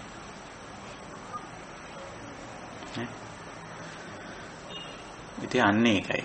ඉතින් ඔය අපි අවබෝධ කරගත්ත දේ දැනටමත් අපි අවබෝධ කරගෙන තියෙන්නේ. නමුත් අපි මේ හතරවෙනි ප්‍රධානයෙන් සාකච්ඡා කරන්නේ මේ අවබෝධ කරගත්ත දේ, වඩාගත් දේ, වඩාගත් කුසලයේ, වඩාගත් සීලයේ, වඩාගත් සමාධියේ, වඩාගත් ප්‍රඥාව අසම්මෝස තත්වේ නැත්තම් අඩාල නොවන තත්වේ පවත්වා ගන්න අපි දක්ෂද? එතෙන්ට තියෙන්න ඕන ලොකු ප්‍රධානයක්, ලොකු වීර්යයක්, ලොකු කැපකිරීමක් තියෙනවා. මොකද ඕක අඩාල වෙන තැනට තමයි හුඟක් අනිත් පැත්තේ ඒ කියන්නේ. හුඟක් තියෙන්නේ අඩාල වෙන පැත්තට තමයි. මං කිව්වේ සබාධමෙනුත් උපන් කුසලයේ අඩාල වෙන පැත්තට ඕන තරම් හේතු යෙදිලා තියෙනවා. සමාජයේ පැත්තෙනුත් හේතු තියෙනවා.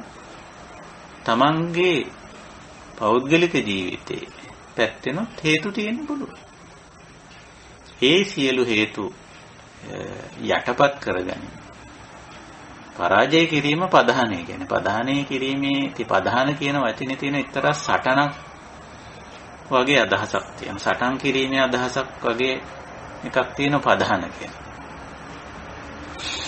ඉතින් මේක නිසා මෙතන ලොකු සටනක් තියෙනවා. ওই විදිහට.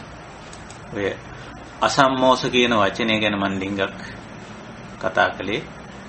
ඒ වගේම මේකේ තවදුරටත් බුදු පියාණන් වහන්සේ තව වචන කීපයක් පාවිච්චි කරලා තියෙනවා. uppannānaṁ කුසලානං ධම්මානං තිතියා අසම්මෝසාය.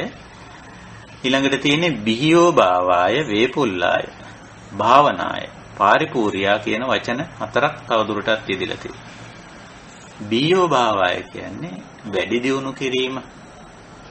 වේපුල්ලාය කියන්නේ විපුල නැත්නම් මහත් බවටපත් කිරීම. භාවනාය කියන්නේ තවදුරටත් ඒක ශක්තිමත් කිරීම වැඩිම. අන්තිමට පාරිපූර්ණා පරිපූර්ණ තත්වයට පිරිපුන් බවට පත් කර ගැනීම. ඇයි එහෙම දෙයක් කියන්නේ? මේ උපන් කුසලය පරිපූර්ණ කරේ නැතොත් ඒක අඩාල වෙන්න පුළුවන්. අර සම්මෝස වෙන්න පුළුවන්. ඒක නිසා අපි කොයි වෙලාවකවත් හිතන්න හොඳ නැහැ අපි දැන් සම්පූර්ණ කුසල් පරිපූර්ණත්වයට පත් කරගත්ත අය කියලා. නිතරම අපි සිහිනුවන වීර්යය කියන තත්ත්වයන් පවත්වාගෙන මේ අපි උත්සාහ කළ යුතුයි මේක තවදුරටත් වර්ධනය කරන්න. සීලය, සමාධිය, ප්‍රඥාව අපි මේ කුසල් කියලා කියන්නේ. Taman සම්පූර්ණ සීලවන්තයි කියලා කොයි වෙලාවකවත් හිතන්න හොඳ නැහැ. මගේ අතින් දුස්සීලකමක්, දුරාචාරී දෙයක්, අතපසු වීමක් වෙන්න පුළුවන්. ඉතින් වෙන්න පුළුවන් කියන තැන ඉන්නවා. ඒකෙන් කියන්නේ මේ දුස්සීලකමට, දුරාචාරීකමට ඉඩ දීලා ඉන්නවා කියන එක නෙමෙයි අපේ ජීවිතේ. හැබැයි මම එහෙම පරිපූර්ණයි. මම රහතන් වහන්සේ කෙනෙක් කියලා හිතා ගන්න ඕනේ නෑ. මේකේ තව මට පරිපූර්ණ කරන්න තියෙනවා. බිහියෝ භාව වේපුල්ල භාවනා කරන්න මට තියෙනවා. තවත් මේකේ කරගන්න දෙයක් තියෙනවා. ඒක නිසා මම තවදුරටත් සිහිනුවන වීර්ය සහිත වෙන්න ඕන. ඒකයි. ඉතින් ඒ විදිහට කටයුතු කිරීම තමයි අපේ කාර්ය, අපේ වගකීම වෙන්නේ. මේ ධර්ම මාර්ගයේ යන අය හැටියට, ධර්ම මාර්ගයේ ඉදිරියට කටයුතු කරන ඇත්තෝ හැටියට අපේ කාර්ය, අපේ වගකීම ඒක වෙන්නේ. මෙතන තියෙනවා පෞද්ගලික සහ සමාජීය කියන අංශ දෙකේම අපි මේ උපන් කුසලය වැඩි දියුණු කිරීමක් බුද්ධ ශාසනයේ පෙන්වනවා. පළවෙනිම දේ තමන්ගේ සීලේ, සමාධිය, ප්‍රඥාව තමන් පුළුවන් තරම් වැඩි කරගන්න ඕන පෞද්ගලික. එහි නිරතව සිටින්න. දෙක, සමාජීය වශයෙන් තව කෙනෙක් මේ ධර්ම මාර්ගයට ගත හැකි නම් යොමු කරගන්න පුළුවන්කම තියෙනවා නම් ඒ සඳහාත් අපි යම් උත්සාහයක් දරන්න. ඒකත් මෙතෙන්ට අයිති වෙනවා. මේ වේපුල්ල කියන වචනේ ගත්තොත් විපුල බවට පත් කිරීම කියන වචනෙන් අපිට ගන්න පුළුවන් ඒ වගේ අදහසක්. අපි කියන්නේ අපේ කුසල් වඩන කණ්ඩායම වැඩි කරගන්න අපි උත්සාහයක් දරනවා නම් කොහොමද හොඳයි. එම මානසික වෙනවා. ඉතින් අපිට මේක පැති වලින් ඒක පුළුවන් කරන්න. අපේ කණ්ඩායම වැඩි කරගන්න එක මේ කල්යාණ මිත්‍ර සමාජය වැඩි කරගන්න එක. මොකද එහෙම වැඩි කරගත්තම අපිට අපේ පහසුවක් තියෙනවා. අර අනුරක්ෂණාව කරගන්න ලේසි. දැන් අනුරක්ෂණා පදානය කිව්වේ අපේ කුසල්, අපි උපදවාගත්ත කුසල් රැක ගැනීමනේ. අඩාල නොවි, දියාරු නොවි පවත්වාගෙන යෑමනේ. එවැනි දෙයකට සහාය ලැබෙන්නේ නිතරම කල්යාණ මිත්‍ර සමාජයකින්. ඒක නිසා අපි මේ අපේ කුසල් වඩන අතරේ කල්යාණ මිත්‍ර පිරිස වැඩි කරගන්න අපේ උත්සාහයක් තියෙනවා. එතකොට වාසි දෙකක් නැත්තම් ප්‍රයෝජන දෙකක් තියෙන එකක් තමයි අපේ අනුරක්ෂණාව කරගන්න පුළුවන් පහසුවෙන්. අපේ කුසල් රැක ගන්න පුළුවන්. ඊළඟට ඉතින් කුසල් සහිත තවත් පුද්ගලයෝ ගොඩක් ඉන්න එක හැමතින්ම හොඳයි. කුසලයේ යෙදී සිටින අය ඉන්නකොට හරිය ලේසි. පහසුයි. සාපේක්ෂව බලන්න අපි කණ්ඩායම් තුනක් පෙන්නනවා සාමාන්‍යයෙන්. එකක් තමයි අසුතවා පුතුජන. ඒගොල්ලෝ අපි පෙන්නන්නේ කාමයෙන් සතුටු වෙන කාමී පුද්ගලයා. මේ වගේ අය එක්ක කටයුතු කරන එක පහසුද අපහසුද? පංචකාමයේ පසුපස එළවන පංචකාමයෙන් සතුටු වෙන අයත් එක්ක වැඩ කරන්න බැස්සම ජීවත් වෙනකොට හරිම වෙහෙස කරයි. කිසිම වෙලාවක සතුටක් නැහැ, කිසිම වෙලාවක තෘප්තියක් නැහැ, කිසිම වෙලාවක ඒගොල්ලෝ සැනසීමක් නැහැ, ඉවරයක් නැහැ. හරිම දුෂ්කරයිනේ. පාපයට අකුසලයට තියෙන නැඹුරුතාවයේ 100%ක්ම තියෙන. එහෙනම් හරිම දුෂ්කරයි. අපි ඒ වගේ අසුතවා පුතුජණියත් එක්ක ජීවත් වෙන්න යෙදුනම. හැබැයි එහෙම අයක ජීවත් වෙන්න වෙනවා කියන එකත් අපේ හිතේ තියෙනවා. එහෙම නැත්නම් ඉතින් අය නොවේවා කියලා කියන්න හොඳ නැහැ. නොවේවා කිව්වට වැඩක් නැහැ. එහෙම අයත් එක්ක ජීවත් වෙන්න සිද්ධ වෙනවා. ඊළඟට දෙවනි පිරිස හැටියට ඊළඟ කණ්ඩායම හැටියට පෙන්නන්නේ අර පංචකාමයේ පස්සෙම පන්නන්නේ නැති පුණ්‍ය කටයුතු වලින් සතුටු වෙන, හොඳ වැඩ කරලා, යහපත් වැඩ කරලා, සමාජ සේවය කරලා, අනුන්ට උදව් කරලා, උපකාර කරලා සතුටු වෙන කණ්ඩායමක් ඉන්නෝනේ අපි. ඒගොල්ලෝ එහෙම අය ඉන්නේ ඉතින් අරිය ශාවක භාවයට පත් වුණායින් පස්සේ. ඉතින් ඒගොල්ලොත් එක්කත් වැඩ කරද්දී අයිට වැඩිය පහසුවක් තියෙනවා. නමුත් වෙහෙස කරයි. අර පින්කම මේ පින්කම අරකට යම් මේකට යම් ඉවරයක් නැති පින්කම්. ඒවට තර්ක විතර්කක් තියෙනවා. ඉතින් ඒවා නමුත් ඉතින් එතනක් තියෙන එක්තරා වෙහෙස කරගතිය. හැබැයි කුසලයට ආපු අය එක්ක කල්යාණ මිත්‍රයන් එක්ක වැඩ කරද්දී එහෙම වෙහෙසක් නැහැ. අරකට මේකට යන් අර කරමු මේක කරමු කොහොම පොළඹවන්නේ නැහැ. අනිත් එක්කෙනාව වෙහෙස කරන්නේ නැහැ.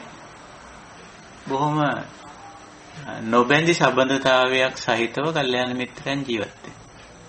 ඒතෙන්ට එනකොට අපේ ජීවන වටපිටාව පවා ගොඩාක් පහසු වෙනවා. ඒක නිසා අපි කල්යාණ මිත්‍ර සමාජයක් ඇති කරගන්න වැඩ වෑයම් කළ යුතුයි. බුදුරජාණන් වහන්සේ ඒකයි මේ සංඝ සමාජයක් නිර්මාණය කරුවේ. ඒ කියන්නේ උන්වහන්සේට පුළුවන්කම තිබ්බනේ තමන් අවබෝධ ඥානය ලබාගෙන බුද්ධත්වයට පත් වෙලා නිකලෙස් වෙලා පච්චේක බුදුවරයෙක් හැටියට තමන්ගේ ජීවිතේ ඉතිරි කාලය ගත කරන්න තිබුණා. නමුත් උන්වහන්සේ මේ පච්චේක බුද්ධත්වයට අතහැරලා ඊට වඩා සමාජයේ බුදුවරයෙක් වුණා. සමාජයට බැහැලා උත්සාහ කෙරුවා අනිත් ළඟපාතේ ඉන්න අය කල්යාණ මිත්‍රයන් බවට මේ ධර්ම මාර්ගයේ බවට පත් ධර්ම මාර්ගයේ යන කෙනෙක් බවට පත්. හැබැයි තමන් ඉස්සෙල්ලා ගැලවිලා හිටියේ. බුද්ධෝසෝ භගවා බෝධාය. පළමුවෙන් තමන් අවබෝධයට පත් වෙලා තමයි අනිත් අය අවබෝධයට පත් කරන්න උත්සාහ කරන්නේ. සන්තෝසෝ භගවා සමතාය. තින්නෝසෝ භගවා තරණාය. පරිනිබ්බුතෝසෝ භගවා පරිනිබ්බානාය කියලා තමන්ගේ කොටස ඉස්සරලා අවසන් කරගෙන ඉන්නවා. එහෙම නැතුව බැස්සොත් එහෙම ලොකු අමාරුවක වැටෙනවා. අපේ අර කියමනක් තියෙනවා. ඒක බුදුදහමේ බුදුරජාණන් වහන්සේගේ දේශනාවක්මයි කවියට නගලා තියෙනවා. මේ අර මඩේ වැටිලා ඉන්න කෙනෙක් සමහර විට අපි මඩෙන් ගොඩ ගන්න උත්සාහ කරනවා. අපිත් මඩට බැහැලා උත්සාහ කරුවොත් මොකද වෙන්නේ? දෙන්නම මඩේ දඟලනවා මිසක දෙන්නම මඩෙන් ගොඩ එන්න බැරි. ඒ නිසා අපි මඩෙන් ගොඩ එන්න ඕනේ ඉස්සර. ගොඩට ඇවිල්ලා ගොඩ ඉඳන් තමයි අනිත් එක්කෙනා ගොඩ ගන්න උත්සාහ කරන්නේ සහ එයාට ගොඩ එන්න ක්‍රමය කියන්නේ මඩට බැහැලා නෙමෙයි. ගොඩ ඉඳන්. ඉතින් පළමුව ගොඩ වෙන්න. අත්තානමේව පඨමං පතිරූපේ නිවේසේ අතඤ්ඤ මනුසාසේයන කරිස්සේය පඬිතෝ කියලා බුදුරජාණන් වහන්සේ දේශනා කරේ ඒක. ඉතින් අපි කල්යාණ මිත්‍ර සමාජයක් හදාගන්න ඕන. අනිත් එක්කෙනා අර අසුතවා පුදුජන කමෙන් අරිය ශා วก කමට අරගෙන ආරි ශා วก භාවයේ ඉහළ මට්ටමට සත්පුරුෂයෙක් සාදු ජනෙක් බවට පත් කරගන්න අපි උත්සාහ කරන්න ඕන. ඒක හොඳ වැඩක්, යහපත් වැඩක්. ඊට කලින් අපි ගැලවිලා ඉන්නවා. ඉතින් මම මේ කාරණේ මතක් කළේ කල්යාණ මිත්‍ර සමාජයක් ගොඩනගා ගැනීම අනුරක්ෂණා ප්‍රධානයට ගොඩක්ම උපකාරී. උපන් කුසල් දියුණු කරගන්න, උපන් කුසල් රැකගන්න, වැඩි දියුණු කරගන්න, මහත් බවට විපුල බවට පත් කරගන්න. ඒක හුඟක් ආධාර වෙනවා. ඒකයි ඔය අන භාවනා කරන්නේ නැත්නම් සමහර වෙලාවට ඉතින් කල්යාණ මිත්‍ර වටපිටාවක්ම හොයාගෙන යනවා. ඉතින් ඒක හොයාගෙන ගියාට කමක් නැහැ. හැබැයි අපි නිතරම මතකයේ තියෙන්න ඕන අපිට හැමතැනම හැම මොහොතකම කල්යාණ මිත්‍රයන් මුණ ගැහෙන්නේ නැහැ. අර කියන අසුතවා පුතුජනල තමයි වැඩි. ඉතින් එවැනි අයත් එක්ක තමයි අපි වැඩිපුර ජීවත් වෙන්නේ. ඒකයි ඔය තුරිජන්නාංශය අර පద్මාකාර ජීවිතයෙන් පෙන්වුවේ. නෙළුම් මලක් වතුරෙනොත් උඩට ඇවිල්ලා පිපිලා තියෙන්නේ නැට්ට මඩේ තියෙනකන් තමයි. නැට්ට මඩේ තියෙන්නේ. ඉතින් ඒ වගේ අපි අසුතවා පුදුජන පිරිස එක්ක තමයි ජීවත් වෙන්නේ. වෙනසකට තියෙන්නේ අපි ඒගොල්ලෝ කරන කාම අකුසල පාප ක්‍රියාවන්ගෙන් මිදිලා ඒගොල්ලෝ කරන කාම අකුසල පාප ක්‍රියාවලින් කම්පිත නොවි චංචල නොවි අපි අවබෝධයෙන් නිසංසලව ජීවත් වෙනවා. ඒකයි ස්වභාවය. ඉතින් ওই විදිහට අපි මේ හතරවෙනි පදානයේදී උත්සාහ කරන්නේ. මේ හතරවෙනි පදානි හතරවෙනි අංගයේ හඳුන්වලා තියෙන අනුරක්ෂණා පදාන කියලා. ඉතින් උත්සාහවන්ත වෙන්නේ දැනටමත් අපි uppannānaṁ කුසලානං ධම්මානං දැනටමත් අපි උපදවාගෙන තියෙන කුසල් රැක ගන්න.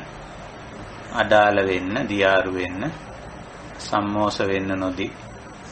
ඊට අමතරව තවදුරටත් බීයෝ භාවාය, බේපුල්ලාය භාවනාය පාරිපූර්ය. විපුල බවට, මහත් බවට, පිරිපුන් බවට පත් කරගන්න පෙරවැයම් කිරීමක් තියෙනවා. ඉතින් ඔහොමයි අපේ පදානය. ඉතින් අද අපි අවධානය යොමු කළේ මේ හතරවෙනි පදානංගයට. මම හිතන ඔය කාරණා සාකච්ඡා කිරීම වශයෙන් මම සෑහෙන කාලයක් ගත කරලා තියෙන නිසා මෙතෙන් සිට ඉදිරි කාලයේ අපිට තවදුරටත් රැඳී ඉන්න පුළුවන් ඇත්තන්ට පුළුවන්කම තියෙනවා මේ සාකච්ඡාවට එකතු වෙන්න. කොහොමද මේ කිසියම් දුෂ්කරතාවයකට අපි මුහුණ දෙනවද මේ හතරවෙනි පදානයේදී? ඒ කියන්නේ උපන් කුසලයේ රැක ගැනීම, උපන් කුසලයේ පවත්වා ගැනීම. අපි ඒක මරණය දක්වා පවත්වා ගත යුතුයි. උපන් කුසලයේ අඩාල නොවි, සම්මෝස නොවි මරණය දක්වා පවත්වා ගත යුතුයි. ඒ සඳහා අපිට දුෂ්කරතා තියෙනවද, අපහසුතා තියෙනවද, ගැටලු තියෙනවද? එහෙම ගැටලු තියෙනවා නම් ඒවට යෝජනා තියෙනවද, අදහස් තියෙනවද? අන්න ඒව ටිකක් අපි සාකච්ඡා කරමු. මම හිතන්නේ ඉතිරි කාලේ අපි ඒ සඳහා ගත කරොත් හොඳයි කියලා. එහෙනම් අපි ඒ සඳහා මෙතෙන් සිට කාලය ගන්න.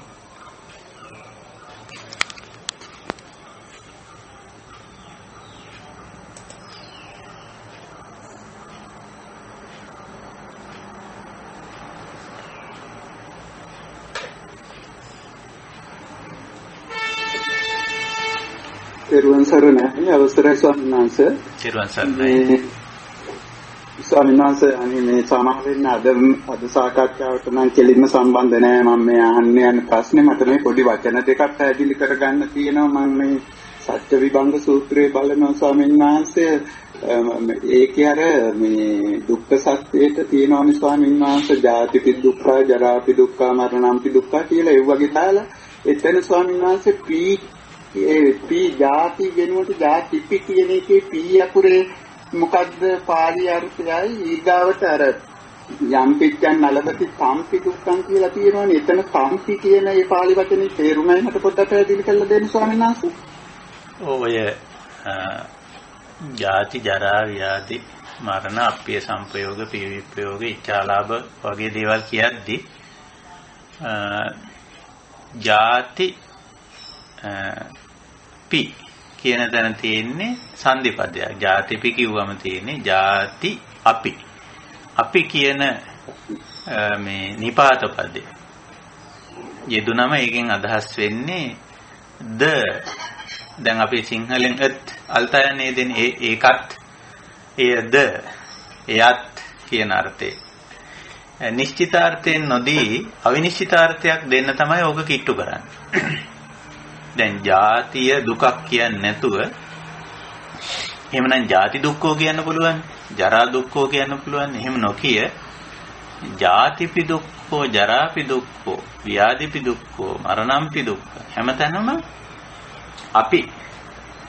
ජාති අපි, ජාතිපි, ව්‍යාධි අපි, ව්‍යාධිපි, මරණං අපි, මරණම්පි, අප්පියේහි සංපයෝගෝ අපි, අප්පිය සංපයෝගෝපි කියලා ඔහොම සංදි කරන්නේ ඇයි? මේ අපි නිපාත පදේ යෙදුවේයි අවිනිශ්චිතාර්ථය දෙන්න. මොකද මේවා නිශ්චිතාර්ථයෙන් දෙන්න බැරි. මේ ජාති ජරා ව්‍යාධි මරණ කියන ඒවා හැමෝටම දුක් නෙවෙයි. මේක අවබෝධ කරගත්තේ නැති එක්කෙනාටයි දුක. දැන් රහතන් වහන්සේට බුදුන් දහතුන්ට මේවා දුක් නෙවෙයි. ඒක නිසා වෙනත් තැන්වලදී ජාති ධම්මෝ, ජරා ධම්මෝ, ව්‍යාධි ධම්මෝ, මරණ ධම්මෝ කියලා ඒවා ධර්මතා හැටියට පෙන්නනවා. ධර්මතාවක් හැටියට තේරුම් ගත්ත එක්කෙනාට මේක දුකක් නෙවෙයි. ඒක නිසා ජාතියද ජාතියත් දුකකි අවබෝධ කරගත්තේ නැති අයට, ජරාවත් දුකක් අවබෝධ කරගත්තේ නැති එක්කෙනාට, තේරුම් ගත්තේ නැති එක්කෙනාට. ඒක තමයි මුලින්ම ඔය දුක්ඛ සත්‍යයේදී සත්‍ය විභංගයේදී පැහැදිලි කරනවා ඉදන් දුක්ඛං පරිඤ්ඤයං කියලා. පරිඤ්ඤයං කියන්නේ මේ දුක්ඛ ස්වභාවය පිරිසිඳ දත යුතු. ඒ පිරිසිඳ දැක්කේ කෙනාට ඕවා දුක්ඛ නෙමෙයි, ඕවා ධර්මතා හැටියට පේනවා. මේ ජාති ධර්මය නේ. භවපච්චය ජාති කියන එක ධර්මතාවයක් හැටියට, හේතුඵල ධර්මතාවයක් හැටියට දකින්නේ. ඒක දකින්න නැති එක්කෙනාට ඒක දුකක්. ජරා, දි รา පත් වීම ධර්මතාවයක්. හැබැයි ඒක ධර්මතාවයක් හැටියට නොදකින කෙනාට දුකයි. දකින කෙනාට දුකක් නැහැ. ඒක නිසා ඔය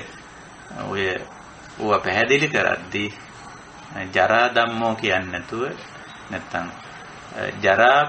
ජරා දුක්ඛෝ කියන්නේ නැතුව ජරාපි දුක්ඛෝ, මරණං දුක්ඛං කියන්නේ නැතුව මරණම්පි දුක්ඛ, මරණයද ජරාවද ව්‍යාධියද දුකකි. මොකද අර හැමෝටම නෙවෙයි. මේක අවබෝධ කරගත්තේ නැති එක්කෙනාට.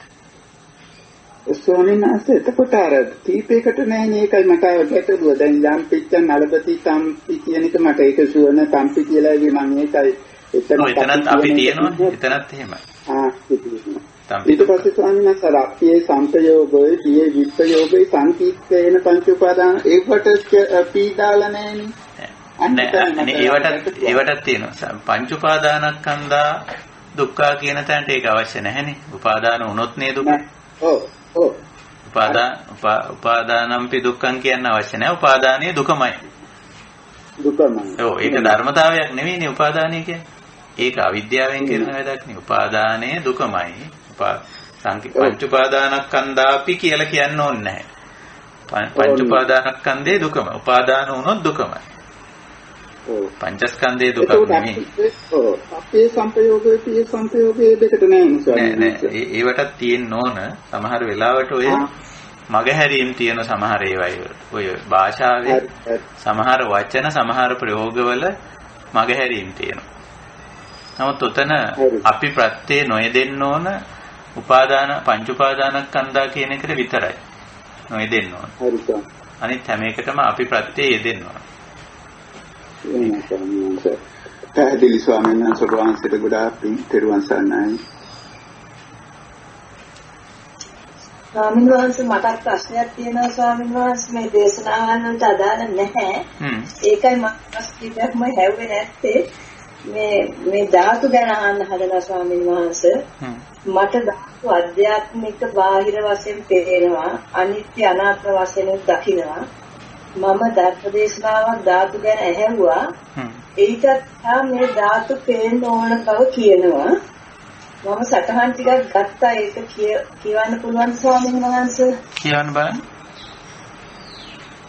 ධාතු මනසිකාරය කියලා Tamanට ප්‍රකට වෙන්න ඕන.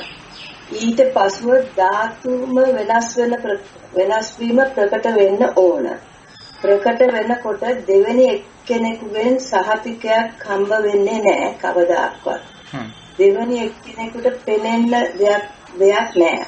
අනිත් සියලු දේම දෙවෙනි එක්කෙනෙකුට දීලා හැඩතලය දීලා උත්තරයක් ගන්න පුළුවන්.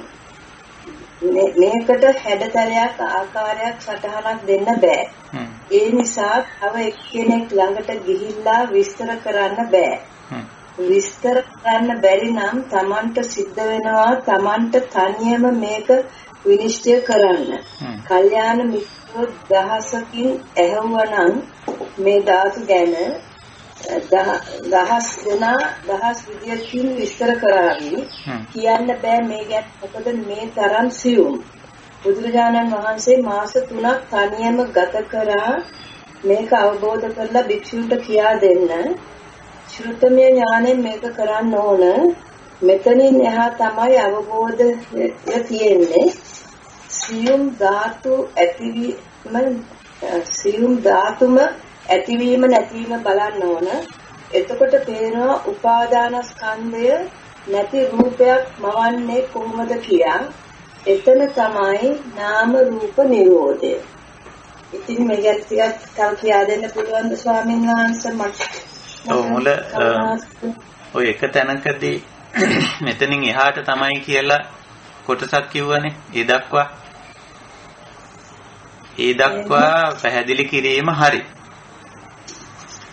දක්වා පැහැදිලි කිරීම හරි. ඔය දීර්ඝ විස්තරය හරි. ඒ විස්තරේ වැරද්දක් නැහැ. මෙතනින් එහාට සියුම් කියලා පටන් ගත්තනේ කොටසක්. එහෙමයි. ඔව්.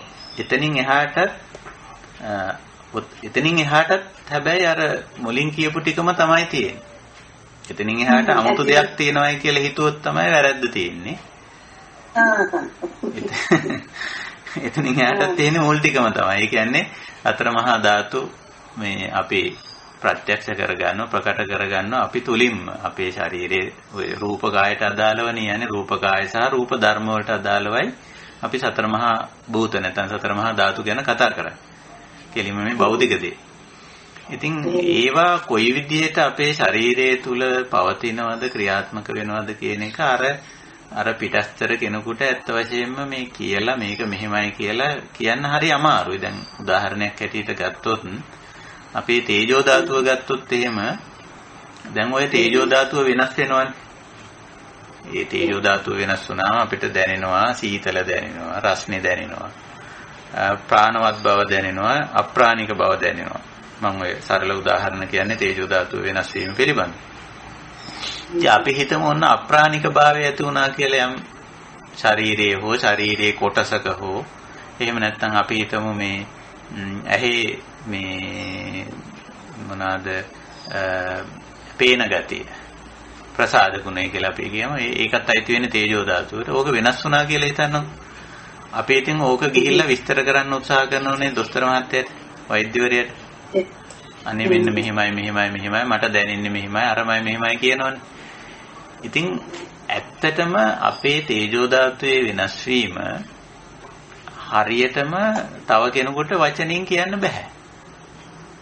අපිට ප්‍රත්‍යක්ෂයි. අපිට දැනෙනවා මේ ශරීරයේ මේ කොටසේ මෙන්න මේ විදියට පණ නැතිවීමක් වෙලා තියෙනවා. අප්‍රාණික වෙලා කියලා අපි හිතමු. එහෙම නැත්නම් තවත් කොටසක සප්‍රාණික වෙලා තියෙනවා. ඒ ප්‍රාණවත් බව වැඩි වෙලා තියෙනවා කියලා හිතමු. අඩු වෙලා හෝ වැඩි වෙලා ඔය පෙන්වන්නේ තේජෝ ධාතු. එහෙම නැත්නම් යම් තැනක සීතලයි නැත්නම් රස්නේ. යම් තැනක හයිය අඩුයි, ගැම්ම අඩුයි, දැන් කර්මන්‍යතාවය දැන් ශරීරේ අපි කියනෝනේ මේ කර්මන්‍යතාවේ ක්‍රියාශක්තිය කියන එක නවන්න පුළුවන්, දිගාරින්න පුළුවන්, චලනය කරන්න පුළුවන්. ඒ ඔක්කොම අයිති වෙන්නේ තේජෝ ධාතුවට. තව තේජෝ ධාතුව අඩාල වෙනවා, වෙනස් වෙනවා. හැබැයි අපිට ප්‍රත්‍යක්ෂයි, අපි සීනුවන යොදලා බලපුවාම අපිට මේ තේජෝ ධාතුවේ වෙනස් වීම ප්‍රත්‍යක්ෂ. නමුත් මේක තව කෙනෙකුට හරියටම කියන්න බෑ. ඉතින් දොස්තර මහත්තයා අපි කියන වචනේ අබාර ගන්න. හරි ඔහොම ඉන්නකෝ එන. ඇඳේ දිගා වෙන්නකෝ. මේ එහෙම නැත්තම් අර ගේන්නකෝ අවල් මැෂින් එක. ඉතින් අර මැෂින් දාලා රෝමියෝ දාලා අපි කියන එක එයාට ප්‍රත්‍යක්ෂ වෙන්නේ නැහැ. අපේ සතර මහා ධාතු වල ස්වභාවය, ඒවා වෙනස් වීම, ඒවයි අඩු වැඩි වීම, ඒවයි අනිත්‍ය අනාත්ම ස්වභාවය අනිත් එක්කනට ඇත්තම ප්‍රත්‍යක්ෂ කරන්න බෑ. ඒකයි පච්චත්තම් වේදිතබ්බෝ කියලා තමාම මේක දැනගන්න ඕන. ඔකේ 아무තු දෙයක් නැහැ. ගැඹුරට ගියත් තියෙන්නේ සියුම් කියලා කියන්න ගියත් ඒ තියෙන්නේ අනිත්‍ය ස්වභාවයමයි. ඒ තියෙන්නේ අනාත්ම ස්වභාවයමයි. ඒ තියෙන්නේ විපරිණාමයට ලක් වෙන ස්වභාවයමයි. ඇති වෙලා නැති වෙලා යන ස්වභාවයමයි. අපි ඉතින් කරන්නේ ඔය ටික කාලයක් ඉතින් ඔය සතර මහා භූත නඩත්තු කර. කෑමෙන් බීමෙන්, ව්‍යායාමයෙන්, හුස්ම ගැනීමෙන්, නිදා ගැනීමෙන්, විවේක ගැනීමෙන්, බේත් ගැනීමෙන්, ව්‍යායාම කිරීමෙන් නොඑක් දේවල් වලින් අපි කරන්නේ සතර මහා ධාතු නඩත්තු කරගෙන යනවා. ඉතින් ඕක හරියට දැකීම තමා තුලින් දැකීම තමයි වැදගත් වෙන්නේ. අර ඔතන පොඩි නිකන් ගැටලුවක් වගේ මතුවෙන්න පුළුවන්. අර දේශනාව කරගෙන ආපු ඒ කවුරු හරි ඒ ස්වාමීන් වහන්සේ හරි ඊටත් වඩා සියුම් කියලා පටන් ගන්නවනේ තැනකදී. ඔතෙන්දී අපි අමාරු වැටෙන්න ඉඩ තියෙනවා. එහෙනම් මේකේ මම නොදැක්ක පැත්තකුත් ඇති, මීට වැඩිය ගැඹුරු මොකක් හරි ඇති කියලා. හරි ස්වාමීන් වහන්සේ. ස්වාමීන් වහන්සේ මං හිතුවා මේ අතපය සොලවනවා, ස්පී ගහනවා එහෙම කියලා වායු ධාතුව කියලා. ස්වාමීන් වහන්සේ වායු ධාතුව නෙවෙයි තේජෝ ධාතුවද? ඒවා තේජෝ ධාතුවටයි තියෙනවා. තේජෝ ධාතුවට. ඔවා ඔක්කොම අන්තිමට ගොනු කිරීමක් තියෙන ඔය තේජෝ ධාතුව පණ කියලා අපි සිංහලෙන් කියන්නේ.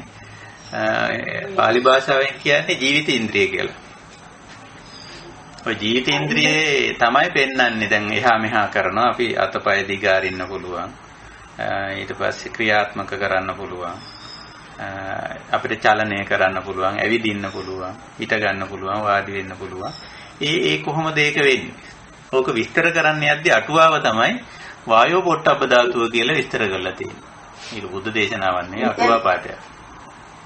මම එහෙමයි අහලා තියෙනවා. ඔය ඒක වෙන්නේ නැති. ඒක බණේදී කියනවා. ඔක ධර්ම දේශනා කරන ඇත්තෝ කියනවා අපි මේ නැගිටලා යන්නේ, චලනය කරන්නේ, එහා මෙහා කරන්නේ වායෝ පොට්ටබ්බ ධාතුව නිසා කියලා. ඒ ධාතු විස්තර කරන්න ගිහිල්ලා තියෙනෝනේ, උත්සාහ කරලා තියෙනෝනේ අටුවාවලදී. ඒ උත්සාහයන් වලදී තමයි ඔය වගේ වාක්‍ය තියෙන්නේ. නමුත් අයිති වෙන්නේ ඕක තේජෝ ධාතුවට. තේජෝ ධාතුව පිරිහෙනකොට තමයි අපි ওই චලනය කිරීම කරන්න බැරිව යනවා අපිට. ඊට පස්සේ නැගිටින්න බෑ, වාඩි වෙන්න බෑ, දුවන්න බෑ, උඩකට නගින්න බෑ, බරක් උස්සන්න බෑ නේ. ඒ මොකද? ශරීරේ තියෙනවා. ඉතින් මොකක් හරි අඩු වෙලා. දැන් සමහර අය අපි කියනෝනේ මොකද ඔච්චර ලොකු ශරීරයක් තියාගෙන වැඩක් කරන්න බැරි කියලා. නේ? බැලුවොත් අපි හිතනවා අයියෝ මේ මනුස්සයා මෙච්චර මා විශාල ශරීරයක් තියාගෙන බලන්නකො වැඩක් කරන්න බෑ කියලා. නමුත් එයාගේ තේජෝ ධාතුව පිරිහිලා තියෙනවා. ඉතින් ලොකුවට ශරීරයක් තිබ්බට වැඩක් කරන්න බෑ ඒක. ඒකයි. මම පාකෙක එහෙම ගිහින් වාඩිලා ඉන්නකොට ස්වාමීන් වහන්සේ මට පේනවා බාහිර වශයෙන් අධ්‍යාත්මික වශයෙන් බාහිර වශයෙන් වායු ධාතුව එකයි කියලා. එකයි. වෙනසක් නැහැ. ඒකම නිකන් මර්ජ් වෙලා වගේ යනවා. ඒකට මම කියලා ගන්නත් දෙයක්වත් නැහැ බලාගෙන යනකොට. ඔව්. ඒක හරි. ඒක අර මහා හත්තිවදෝපම සූත්‍රයේදී සරියුත් හාමුදුරේ ඒක එහෙමම දේශනා කරනවානේ. යාච අජ්ජත්තිකා වායෝ ධාතු, යාච බාහිරා වායෝ ධාතු, වායෝ ධාතු ඒවේසා. ඒකේ දෙකක් නෑ. අපි අර ඇතුළට ගත්ත හුස්මට විතරක් අපි කියනවානේ මං ගත්ත හුස්ම කියලා. නේ? එළියට දැම්මම. සමහර වෙලාවට අපි හුස්ම හැටියට එළියට ගන්න අපි ඇතුළට ගන්න අනිත් එක්කෙනා එළියට දාපු වායෝ ධාතුවෙන් තමයි අපි ඇතුළට ගන්න සමහර වෙලාවට නේ ඉතින් ඕකේ ඒක නිසා කොරෝනා හැදෙන්නෙත් එහෙම ඉතින් ඕකේ මමයි කියලා මගේ කියලා වෙන් කරගන්න බෑනේ වායෝ ධාතුවෙන් ඒක හොඳටම ප්‍රත්‍යක්ෂ වෙන දෙයක් නේ එහෙමයි ස්වාමීන් වහන්සේ මම හරි කැමති එළියට ගියාම හොඳට වායෝ ධාතුව තියෙනවා දැන් ගෙවල් ඇස්ස නෑ නෙවුවා අපේ ගෙවල් වල ෆෑන්ස්වත් නෑනේ ඉතින් ඒකේ අනාත්ම ලක්ෂණය හොඳට ප්‍රකට වෙනවානේ එහෙමයි ස්වාමීන් වහන්සේ ස්වාමීන් වහන්සේ මට ඔක කියා දුන්නා හොඳට දැන් මට පේනවා කොණ්ඩේ එහෙම අනිත්‍ය දැක්කොත් අනාත්ම දකින්නම ඕන කියලා ස්වාමීන් වහන්සේ කිව්වා ඊට පස්සේ තමයි මට පෙනුනේ වෙන වෙනම දකින්නවා මේ දෙක එකට දැන් කොණ්ඩ බිම වැටලා තියෙනවා. මේක කොණ්ඩ ගෑනක්. මේක අනිච්චයි. දැක්ක හැටියෙන් මට පේනවා මගේ කන්ට්‍රෝල් එකේ නෑ. ඒක නිසා අනත්තා කියලා. ඔව්. මම ඒ ටික හුඟක් ඒගොල්ලන්ට උගන්වලා දැන් ඒගොල්ලෝ හරි සන්තෝෂ වෙනවා. නිකන් යාළුවෝ කතා කරනවානේ. කතා කරාම වැඩි ධර්මයෙන් දන්නේ නැති ඒගොල්ලන්ට කියා දුන්නාම බොහොම සන්තෝෂ වෙනවා ස්වාමීන් වහන්සේ. ඒ නිසා ස්වාමීන් වහන්සේට බොහොම කුසල් පින් සිද්ධ වේවා ස්වාමීන් වහන්සේ නිවනෙන් සැනසී වැඩවා සීවා ස්වාමීන් වහන්සේ දෛ තෙරුවන් සරණයි තෙරුවන් සරණයි දැන් ස්වාමීන් වහන්සේ ඔව් අර සීල පාරිශුද්ධිය ආඥා යටි සමනාන්තරයේ නිදීමට සීල පාරිශුද්ධිය තිබිය යුතුයි කියලා කියන්නේ මොකක්ද? මට ඔබතුමී කියපු ඒ වචන තුන ඇහුන්නේ නැහැ. මොකද්ද? සීල පාරිශුද්ධිය. ඔව්. ඒකේ තියෙනවා මේ මම මේ අර සේමසානේ ආම්බුරන්ගේ ඒක බලනකොට අහුනේ. ඔව්. ආඥා යටි සමනාන්තරයෙන් නිදීමට සීල පාරිශුද්ධිය තිබිය යුතුයි. ආඥා නේද පළවෙනි වචනේ? ඔව් ආඥා යටි සමනාන්තරයෙන් නිදීමට. දැන් මෙහිමයි. දැන් ඔය සීලේ ආරම්භක අවස්ථාවේ තියෙනවා මේ ආඥා ගතියක්. ආඥා කියන්නේ මේ අනකිරීම කියන අදහසනේ. ආඥා කියන්නේ අන කරනවා කියන අදහසක් තියෙන්නේ. නමුත් ඇත්තටම අර අනකිරීමක් වගේ ස්වරූපයෙන් සිල් රකින්න එපා කියලා කියන්නේ. මුලදී සාමාන්‍යයෙන් ලෝකේ නම් මිනිස්යන්ට අනදීමක් නීති පැනවීමක් හරහා තමයි මිනිස්සු ශිෂ්ට වෙන්නේ කියන්නේ ශික්ෂණයටපත් වෙන්නේ. නමුත් ඒක සාමාන්‍යයෙන් බුදුදහමේ එච්චරම හොඳයි කියලා පිළිගන්නේ නැහැ. තමන්ම අවබෝධ කරගෙන අර අනදීමක් හැටියට වෙන කෙනෙක් කරන අනදීමක් හැටියට ආඥාවක් හැටියට මේ සීලේ පවත්වා ගන්න එපා. තමන් හොඳට අවබෝධ කරගෙන ඒ අවබෝධය තුල ඉඳන් මේ සීලේ තියෙන වටිනාකම හොඳට තේරුම් අරගෙන මේ සීලය රැකීම තමයි වැදගත් වෙන්නේ. නැතුව අනකිරීමක් බල කිරීමක් වගේ දෙයක් හැටියට කරන්න ගියොත් එහෙම ඒක තමන් කැමැත්තෙන් නෙවෙයි කරන්නේ ඊට පස්සේ. ඒක නිකන් පීඩාවකුත් වෙනවා. මේ බල කරනවට නේ ඒක කරන්නේ. අනකරන නිසා නේ කරන්නේ. ඒතර ආඥා ස්වરૂපයෙන් මිදෙන්න ඕන අපි. මම මේ කරන්නේ මේ දේ කවුරුවත් බල කරන නිසාවත් අනකරන නිසාවත් එහෙම නැත්නම් අනිත් අය මට දොස් කියාවි මේක මේ නොකළොත් මම සමාජයේ ගැරහීමට ලක් වෙයි. ওই වගේ දේවල් වලින් නෙමෙයි. අර අපි එක තැනකදී එන්න ඕන මේ දේ හරි මේ දේ නිවැරදි. මේක නිවැරදි නිසා හරි නිසා මම කරනවා. මිසක කාගේවත් අනකිරීමකට බල කිරීමකට ආඥාවකට යටත් වෙලා කරන දෙයක් නොවේ. ඒකයි බුදුරජාණන් වහන්සේ සීලේ ආනිසංස දේශනා කරන්නේ. මේ ආනිසංස තේරුම් ගත්ත එක්කෙනා සිල් රකින්නේ කාගේවත් ආඥාවකට අනකිරීමකට බල කිරීමකට නෙමෙයි. සුව කැමැත්තෙන් සුව අවබෝධයෙන් ඊට පස්සේ කරුණාවෙන් මෛත්‍රියෙන් සතුටින් කැමැත්තෙන්ම ඒ සීලය ආරක්ෂා කරනවා. මොකද එයා සීලේ ආනිසංස දන්න නිසා. විතික්‍රමණය කියලා කියන්නේ ඉක්මවා යාම කියන වචනේ. විතික්‍රම කියන පාලි වචනේ තමයි ඔය සංස්කෘත වචනේ හාමුදුරුවෝ පාවිච්චි කරලා ඇති විතික්‍රමණ කියලා. ඉක්මවා යෑමක්. එතකොට අපි මේ ආඥා කඩ කිරීමක් ආඥාව ඉක්මවා යෑමක් හැටියට නෙවෙයි අපි මේ අපේ සීලය අපි පවත්වාගෙන යන්නේ ආඥාවකට මේ අනකිරීමක සීමාවේ ඇතුලේ පවත්වා ගන්න දරන උත්සාහයක් හැටියට නෙවෙයි. ඒක වේතික්‍රමණය කිරීමක් නේ කඩ කිරීම කියලා කියන්නේ. එහෙම නැතුව අපි අවබෝධයෙන්ම ඒක රකින්න. අවබෝධයෙන්ම ඒකට ගරු කරනවා කොතනත්. එතකොට සීලේ රකින්නත් පහසුයි. ඊළඟට තව කෙනෙක් අවශ්‍ය වෙන්නේ නැහැ. දැන් ආඥාවක් කරනකොට ආඥා කරන්නෙක් ඉන්න ඕන. ඒක කඩ කරනවාද කියලා බලන්න කෙනෙක් ඉන්න ඕන. කඩ කෙරුවොත් දඬුවම් කරන්න ඕන.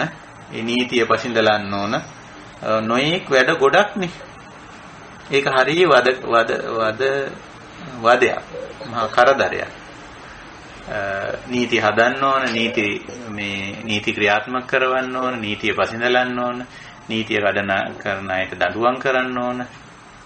ඔය වගේ ගොඩාක් දේවල් තියෙනවානේ. ගොඩාක් පිරිසක් ඒකට සම්බන්ධ වෙන්න ඕන. ආඥාවේදී හැටි එහෙමයි. හැබැයි සීලයට එනකොට එහෙම නැහැ. සීලයට එනකොට තමන් අවබෝධයටපත් වෙලා තව කෙනෙක් අපි පිටිපස්සේ ඉන්න ඕනේ නැහැනේ. අපි සීල් රකින්නවද කියලා බලන්න තව කෙනෙක් ඉන්න ඕනේ නැහැ. අපිම සීලයේ අනිසංසය දැනගෙන අවබෝධ කරගෙන අපි මේක ආරක්ෂා කරනවා. ඒකයි ඔය ආඥා වේතික්‍රමණයක් විදිහට නෙමෙයි සීලය රකින්නේ කරුණාවෙන් මෛත්‍රියෙන් අවබෝධයෙන් කරන වැඩක් හැටියට. ඒකයි ආඥා වේතික්‍රමණය නොකිරීමක් නෙමෙයි බුදුදහමේ සීලය. ඒකයි ඔය හාමුදුරුවෝ ඔතන කියලා ඇත්තේ ආඥා වේතික්‍රමණයක් විදිහට සීල් රකින්න එපා කියලා ඇත්තේ උතන. සීල පාලනයේ ආඥා ව්‍යාකරණාන්තරයෙන් මිදීමට අන්න හරි මිදීමට කියලානේ කියන්නේ. අන්න හරි. ඒ කියන්නේ ඒ විදිහට නෙමෙයි අපි සීල් රකින්නේ. ඔව් මිදීමට ඉදිරියට කියන්නේ ආඥා ව්‍යාකරණාන්තරයෙන් මිදීමට සීල පාරිශුද්ධිය තිබිය යුතුය. අන්න හරි. ඒ කියන්නේ ඒක තමයි. ආඥා වේතික්‍රමණයක් විදිහට නෙමෙයි අපි වේතික්‍රමණාන්තේ එහෙම එකක් හැටියට නෙමෙයි අපි සීලය රකින්නේ. ඒක අවබෝධයෙන් කරුණාවෙන් මෛත්‍රියෙන් කරන එක. ඒක නිසා බුදුහාමුදුරන්ගේ ශික්ෂාපද එකක්වත් මේ ආඥා නෙමෙයි. සමහර ඔය ආඥා කියන වචනේත් මට එහෙන පාවිච්චි කරලා තියෙන බුද්ධ ආඥාව, සංඝාඥාව කියන වගේ වචන පාවිච්චි කළා. නමුත් බුදුරජාණන් වහන්සේ ආඥා අනකරන්නෙක් නීති පනවන්නෙක් නෙමෙයි. බොහෝම කරුණාවෙන් ප්‍රඥාවෙන් මේවා පෙන්නලා දෙන්න. පෙන්නලා දීලා රකින්න කියන. ඒකයි ඔය කාරණේ හරි.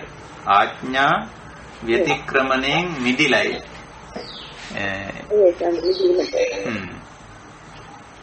ඒක පැහැදිලිද දැන්? ඔව් පැහැදිලි ගන්න. ඒක අර මට කියවනකොට ඒක තේරෙන්නේ නැහැ.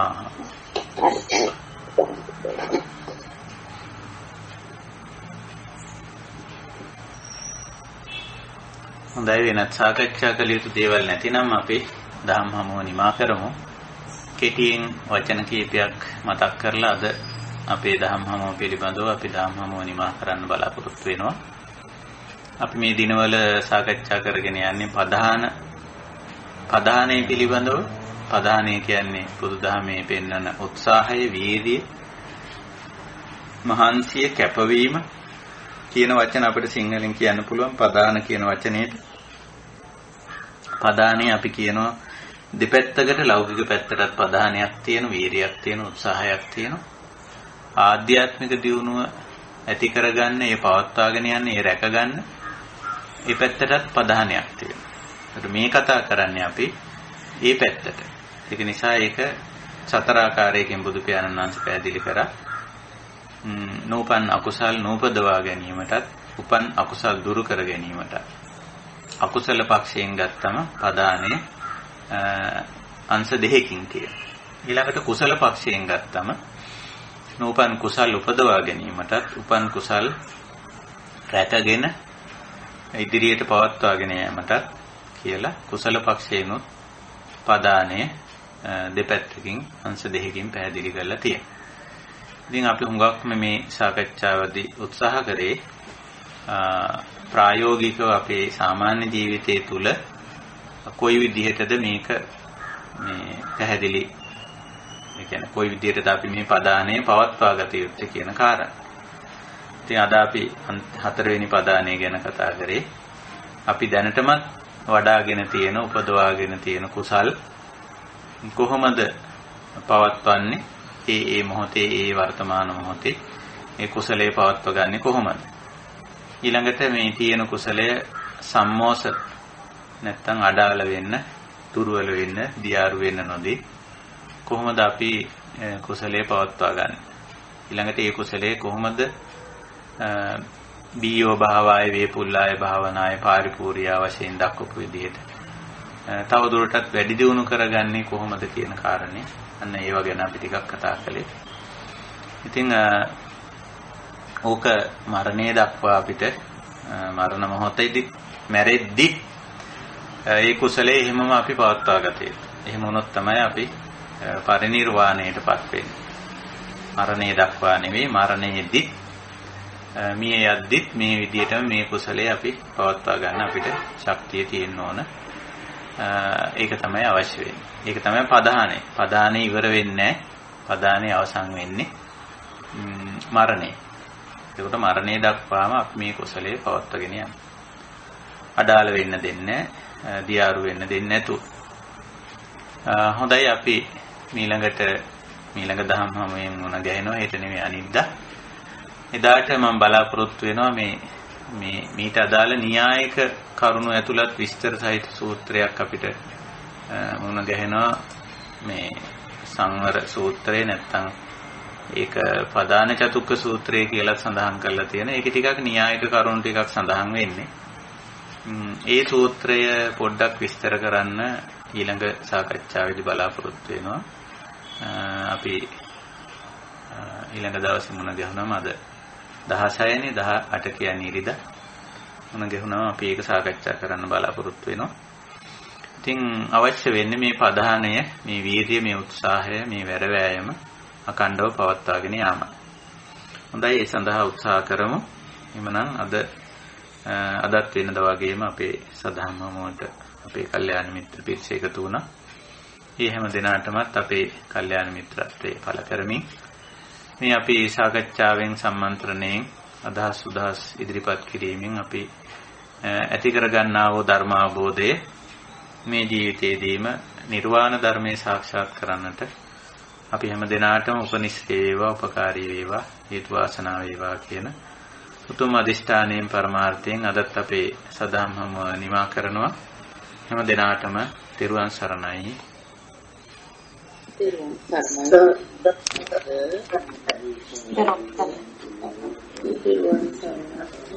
තෙරුවන් සරණයි සුවපත් වේවා.